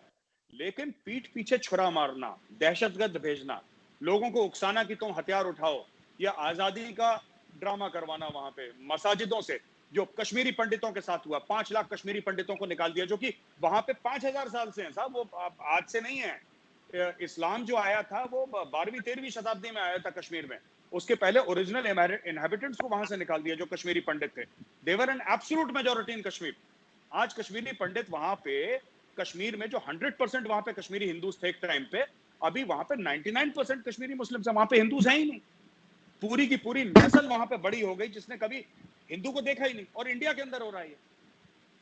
तो मैं ये कहता हूं कि जो भी ये लोग तनकीद करते हैं ना, गल्फ कंट्रीज या पाकिस्तान तनकीद करता है कि इंडिया में क्या हो रहा है, सेक्युलरिज्म के वास्ते क्या हो रहा है इंडिया में, और इंडिया सेक्युलर नहीं, मैं तो सिर्फ पाकिस्तानियों को एक चीज, मैं कोई बुरी बात नहीं कह रहा, माइंड मत करिएगा, मैं सिर्फ ये कहता हूं कि आप अपने नाम के आगे ओनली रिपब्लिक ऑफ पाकिस्तान लिखिए, इस्लामिक रिपब्लिक ऑफ पाकिस्तान मत लिखिए। You cannot be Islamic and secular, you cannot be Islamic and democratic. आप डेमोक्रेटिक होने का मतलब ये नहीं है कि आपने इलेक्शन करवा दिए, इलेक्शन तो चाइना के पॉलिट ब्यूरो के भी होते हैं। आप जब तक मजहब और सियासत को जुदा नहीं करेंगे, आप कभी डेमोक्रेसी नहीं हो सकते। हाँ, फिर आपके ऐसे लोग होंगे, इंडिया में भी हैं, जो कि उल्टी सीधी बातें करते हैं, मैं मना नहीं कर रहा, हम ये नहीं कह रहे, हम 100% इंडिया में भी हैं जो लोग बेवकूफी की बातें करते हैं, और इसमें मुसलमान भी हैं, हिंदू भी हैं, दोनों हैं इंडिया में। आप लोग सोचते हैं सिर्फ हिंदू ही बातें करते हैं। आपके ओवैसी का भाई ये कहता है, असदुद्दीन ओवैसी जो इंडिया का है, उसका भाई और बड़ा फेमस आदमी है वो कहता है कि 15 मिनट के लिए पुलिस दिखाओ, फिर हम देखो हम इन हिंदुओं का क्या करते हैं। उसके ऊपर क्या हुआ? कुछ नहीं हुआ, खुला घूम रहा है, डेमोक्रेसी है, बोलने का हक है, जो बकवास है करो, क्या फर्क पड़ता है? अनफॉर्चुनेट है, लेकिन ये सच्चाई है। तो मैं आपको ये बताना चाहता हूं ना कि देखिए, सुनिए, ये जितने भी लोग आते हैं, ठीक है, आपने बोला कि आपने मुरीदके में टेररिस्ट कैंप्स देखे हैं, आपने अभी बोला, आपने बोला कि आप भावलपुर गए हैं, मैं भावलपुर में भी गया हूँ, मैं जानता हूँ चीजों को, आपने करा है। तो आप ये बात मानेंगे वो जो ट्रेनिंग कैंप्स हैं वो किसके लिए हैं? अगर आपको पता है, सर एक बात बताइए, मैं एजाज साहब आपसे पूछता हूँ, एजाज साहब एक मिनट, सर ये चीज ऐसे, सर एक मिनट, ये मिठाई की दुकान नहीं है कि आपने शटर डाउन कर दिया और आपने बोला कि कल से रबड़ी नहीं मिलेगी, ऐसा नहीं होता है। ये शैतान की औलादे हैं। ये एक बार शुरू हो गया ये सिलसिला कई सालों तक चलता फिरता रहता, चाहे आपने बंद कर दिया हो ना बंद कर दिया हो। दूसरी चीज, आप एक बात बताइए ना, आप एक जर्नलिस्ट हैं, इन्वेस्टिगेटिव जर्नलिस्ट हैं, अगर आपको टेररिस्ट कैंप मिल गए पाकिस्तान के अंदर, आप उनके साथ रहे हैं, आप कह रहे हैं कवर कराए, तो आपकी आईएसआई को नहीं पता यहाँ पे टेररिस्ट कैंप्स हैं? आप तो कहते हैं ना कि दुनिया की नंबर 1 एजेंसी है वो। मेजर साहब मेरी बात आप समझ नहीं रहे। पाकिस्तान ने कैंप जहां पर भी थे, जहां पे भी कोई कंप्लेंट थी, उनको खत्म कर दिया। मैं आपको ये अर्ज कर रहा हूँ कि मैं मिलिटेंट्स को जानता हूँ, मैं मिलिटेंट्स के साथ रहा हुआ हूँ, मैं जानता हूँ चीजों को। सर अभी आपका इमरान खान कह रहा है, इमरान खान का बयान है 6 महीने पुराना कि पाकिस्तान के अंदर 40,000 टेररिस्ट हैं। इमरान खान आपका प्राइम मिनिस्टर कह रहा है जनाब। टेररिस्ट, देखिए टेररिस्ट को बटन तो नहीं होता ना कि ऑन कर दिया और बटन दबाया तो ऑफ कर दिया। मैं वही तो कह रहा हूँ आपसे। माइंडसेट तो लोगों का देखें, इंडिया के अंदर भी माइंडसेट लोगों का मौजूद है, वो बटन दबाया तो ऑफ हो गया, ऐसा तो नहीं है। इशू ये है कितने इंडियंस आपको मिले जिन्होंने धमाके कर दिए, जो आके तंजीमें बनाई यहाँ से? आपने बाला साहब ठाकरे का नाम लिया, बाला साहब ठाकरे की मैं बड़ी इज्जत करता हूँ। बाला साहब ठाकरे ने कितने लोग भेज दिए शिवसेना के कि जाओ तुम लाहौर में और बम फोड़ो? कितने भेज दिए साहब, एक बात बताइए। बाला साहब ठाकरे ने जो अयोध्या में जो मस्जिद के साथ किया, क्या वो कम था? अरे सर, अयोध्या में जो हुआ वो हमारा मसला है। वो सर वो हमारा मसला है, वो पाकिस्तान का मसला नहीं है।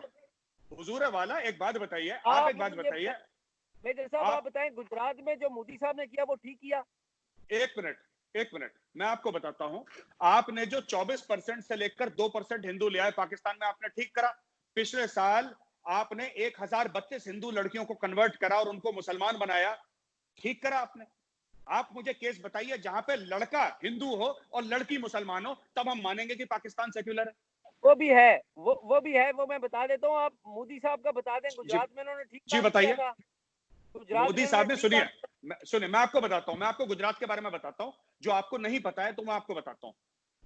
भारत की सुप्रीम कोर्ट ने 2012 को एक जजमेंट पास करी थी, ये बोला था कि yes, Narendra Modi chief minister थे गुजरात के जब ये दंगे हुए थे, नरेंद्र मोदी का लेना देना इसमें कोई नहीं था, ना उन्होंने भड़काया, ना वो बोला कि मुसलमानों को मारो। क्या एक मोदी जी सर, करण थापर, क्या करण थापर को आप भगवान मानते हैं क्या? करण थापर नहीं, उनको जवाब क्यों नहीं दे पाए थे मेजर साहब?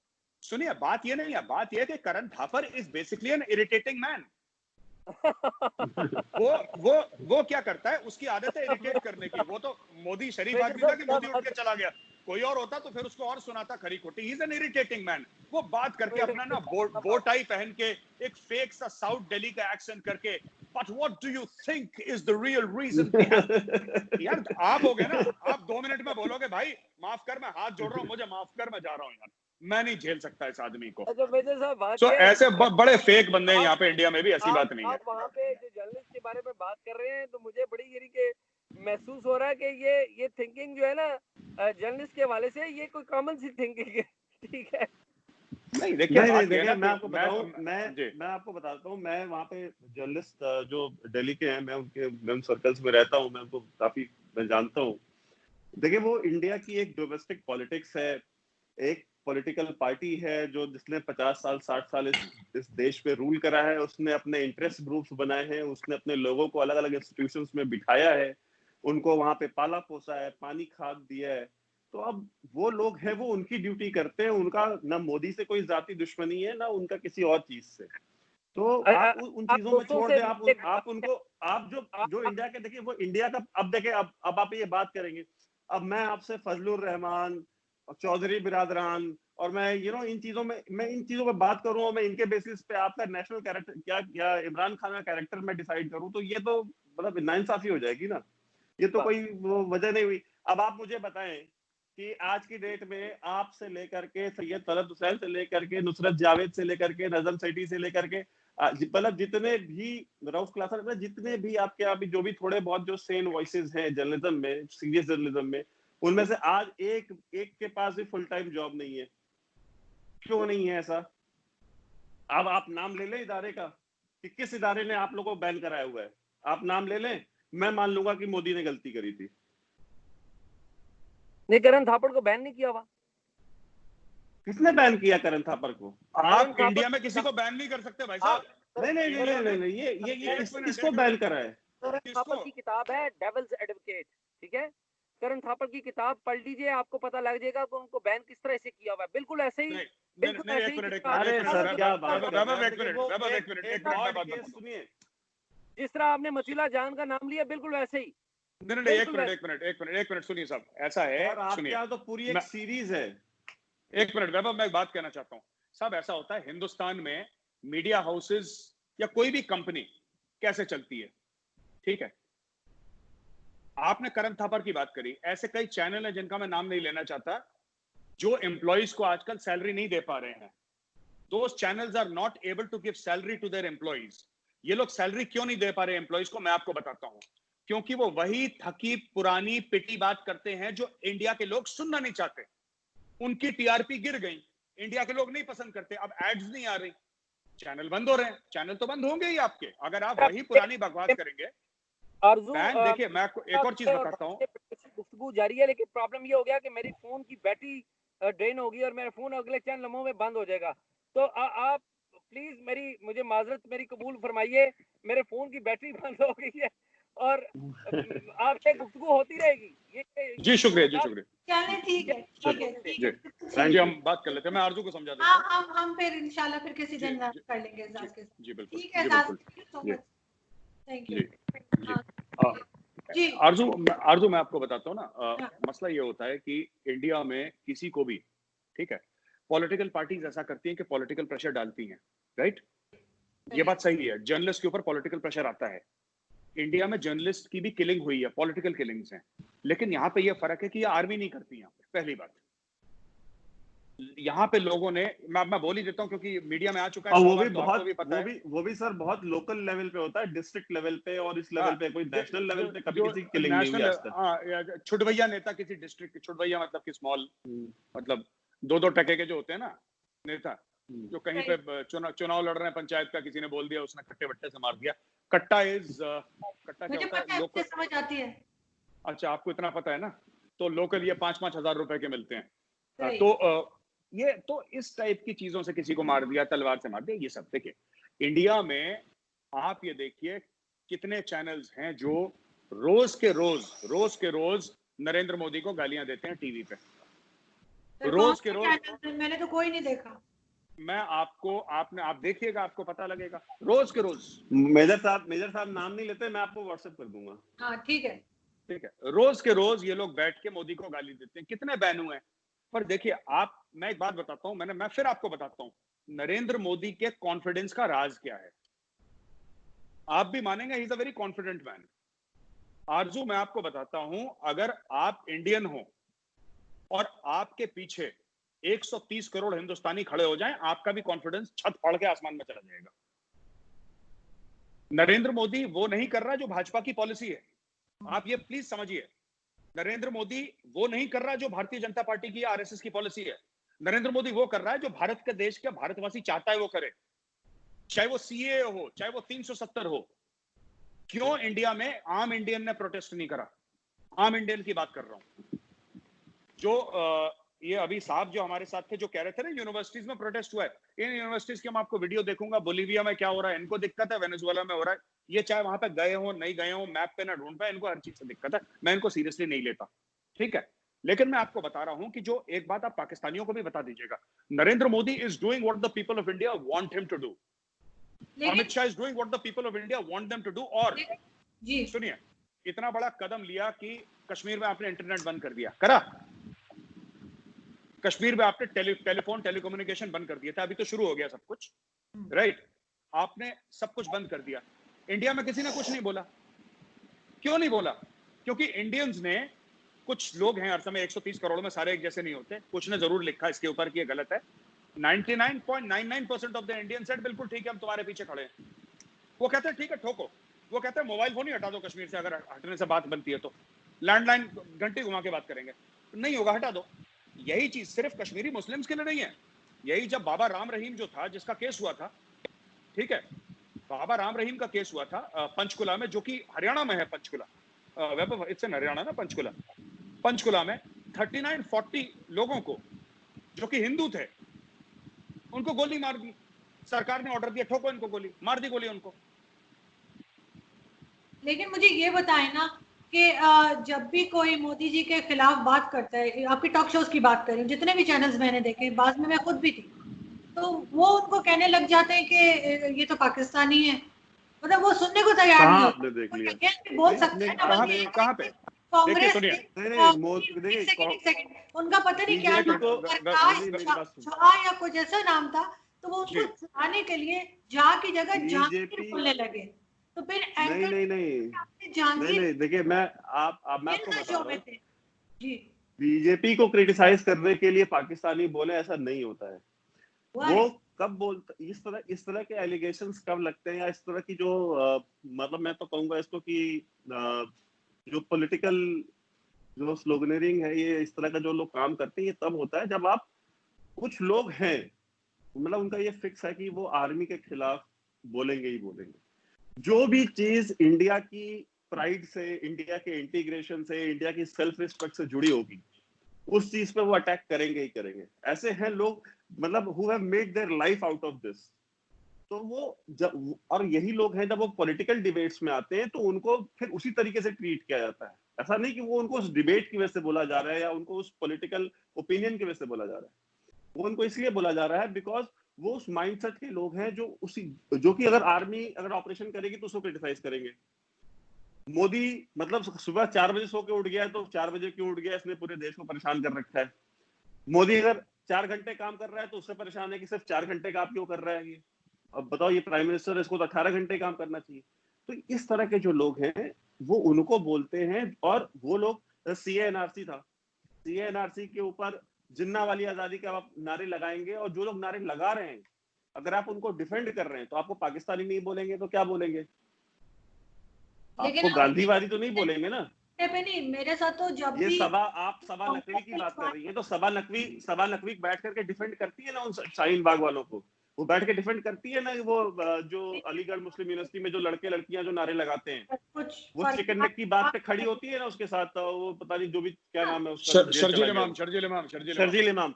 तो भाई अगर इन लोगों को डिफेंड करती है, अगर वो किसी डिबेट में आएगी तो उसको क्या बोलेंगे? वो डिबेट किस चीज पे, ये इशू नहीं है, उसकी आइडियोलॉजी क्या है, ये इशू है।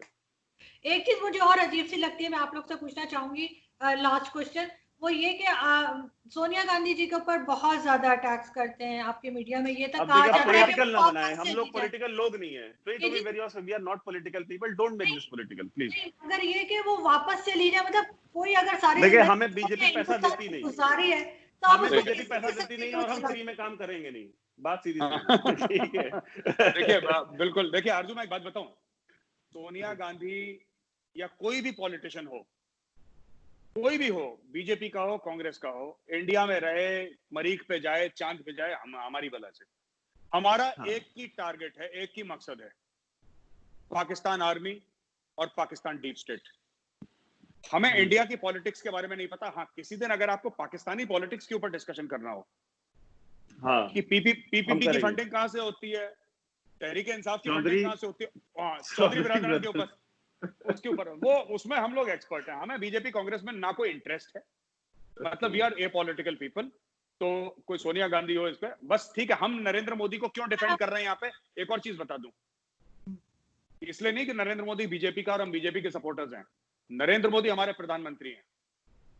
अगर हमारे प्रधानमंत्री डॉक्टर मनमोहन सिंह होते कांग्रेस के, हम उतने ही जोश और खरोश से डॉक्टर मनमोहन सिंह को भी डिफेंड करते, because he is the prime minister of India, और इंडिया इज नंबर 1 हमारे लिए।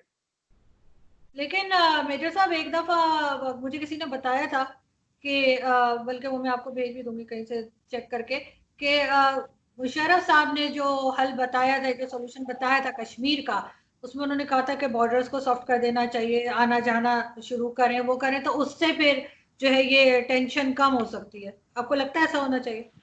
नहीं, हमें ऐसा नहीं लगना चाहिए जो मुशर्रफ साहब ने बोला। और अगर जिस इंडियन ने अग्री भी करा, अगर किसी इंडियन ने अग्री करा इस बात पे, मुशर्रफ साहब की बात पे, मुझे नहीं पता, पर अगर अग्री करा तो मैं उस इंडियन के साथ भी डिसएग्री करता हूं। देखिए, पाकिस्तान ऑक्यूपाइड कश्मीर, गिलगिट बाल्टिस्तान हमारा हिस्सा है, वो हमारी जमीन है। इतिहास गवाह है, तारीख गवाह है कि पाकिस्तान ने गलत तरीके से उसको हटाया। जब महाराजा साइन कर चुका था कि इंडिया में जाएगा वो, उन्होंने अपने कबायली भेजे। और ये बात शाहिद अफरीदी ऑन रिकॉर्ड कह चुका है कि मेरे दादा गए, और मुझे बड़ा फख्र है, उसके दादा ने रेप भी करा होगा, क्योंकि वहां पे यही तो कबायली कर, इसलिए तो श्रीनगर नहीं पहुंच पाए कबायली, क्योंकि बारामूला में रेप करना शुरू कर दिया था इन लोगों ने, इन्होंने कत्लो गारत करनी शुरू कर दी थी। इसीलिए इसके शाहिद अफरीदी के दादा को तंगा भी मिला था कि तुम बहुत बहादुर हो, तुमने मासूम औरतों का रेप करा और बच्चों का गला काटा, तो तुम बहुत बड़े मुजाहिद हो, तो वेरी वेल डन। तो उसके वो डींगे हाँक रहा था पाकिस्तानी आर्मी की कंटोनमेंट में जाके, पीओके में। सर अगला प्राइम मिनिस्टर है सर वो। जी, हो सकता है, क्योंकि यहाँ पे प्राइम मिनिस्टर होने के लिए ज्यादा, देखिए, you have to just say, आपको बाजवा को यस सर बोलना है, आपको पॉपुलर होना है, और एक दी हुई स्क्रिप्ट आईएसपीआर की पढ़नी है। एक दोस्त से सर सॉरी तरह इंटरप्ट कर रहा हूँ, एक दोस्त से मतलब है आपके पास यही होता रहेगा। एक इसमें लाइटर नोट पे एक मेरे दोस्त से मेरी बात हो रही थी, पाकिस्तानी से, तो पंजाबी है, तो वो उससे मेरी बात हुई, तो कहता है कि पायन का हाथ थोड़ा हौला रखी। तो मैंने बोला कि क्यों, क्या हो गया? तो कहता है कि यार तुम लोग अगर इसी स्पीड से तुम लोग करते रहे ना काम, तो he said कि he used a famous Punjabi word and then he said कि एक दिन हमारे ना कि जो क्रिकेट टीम का कोच होगा ना, वो भी रिटायर्ड फौजी होगा। तो वो कहता है कि तुम लोग थोड़ा मारना पीटना बंद करो बॉर्डर पे, तो ताकि हमारे यहाँ थोड़ी नॉर्मलसी आए, वरना ये तो मतलब कि नहीं, इंडिया का खतरा है तो उसको बाजवा को एक्सटेंशन भी दे दो, इंडिया का खतरा है तो भाई ये भी फौजी को दे दो, इंडिया का खतरा है तो वो भी फौजी को दे दो। क्या कि मतलब क्या, जब पाकिस्तान क्रिकेट टीम का कोच भी कोई फौजी बन जाएगा तब तुम लोग मानोगे। लेकिन इसका मतलब है कि सॉल्यूशन कोई नहीं है अभी फिलहाल, हम लोग यही करते रहेंगे, इसी तरह चलता रहेगा। बिल्कुल बिल्कुल, इसका कोई, एक्चुअली मैं एक बात बताऊं आपको, कश्मीर का हल, देखिए, हो सकता है आपको, आरजू आप पाकिस्तानी हैं, आपको मेरी बात शायद अच्छी ना लगे, और मेरा मन नहीं कि, मेरा ये दिल नहीं है कि मैं किसी का दिल दुखाऊं, वो उसलिए नहीं कह रहा मैं। और मैं सिर्फ ये कहना चाहता हूं कि इसका हल सिर्फ एक है, कि वो जो एंटायर एरिया है ये इंडिया में आ जाए, पाकिस्तान ऑक्यूपाइड कश्मीर और गिलगिट बाल्टिस्तान, तब कश्मीर में अमन हो जाएगा, तब लाइन ऑफ कंट्रोल शांत हो जाएगा, तब पाकिस्तान का क्रिकेट कोच सिविलियन बन सकता है, और बाजवा साहब को एक्सटेंशन नहीं मिलेगा। इसके और कोई सोल्यूशन नहीं। ये सब लोग, अर्जु एक चीज बता दूं आपको, अर्जु, ये जो भी लोग बोलते हैं ना, मैं आपको बताता हूं, चाहे वो हिंदुस्तानी हो चाहे पाकिस्तानी हो, चाहे वो इंडियन हो चाहे पाकिस्तानी हो, जो इसके अलावा बोलता है वो झूठ बोल रहा है। मैं और वैभव आपको सच्ची बात बता रहे हैं, हम आपको दिल पे हाथ रख के सच्ची बात बता रहे हैं जो एक्चुअली फैक्ट्स हैं। ये बाकी लोग जो कहते हैं ना, हम लोग बात कर लें, सॉफ्ट बॉर्डर हो जाएगा, थोड़ी सी ट्रेड हो जाएगी, कव्वाली हो जाएगी, थोड़ी सी बिरयानी खा लेंगे, कढ़ाई खा लेंगे हम लोग, ये सब झूठी बातें हैं, ये बातें झूठी बातें हैं, ये लोगों ने फैलाई हैं। तो इंशा जी का नाम न लो, क्या इंशा जी चौधरी, थोड़ा अमन हो जाए और ठीक हो जाए, ताकि हम भी उधर आ सके घूमने और आप लोग इधर आ सके।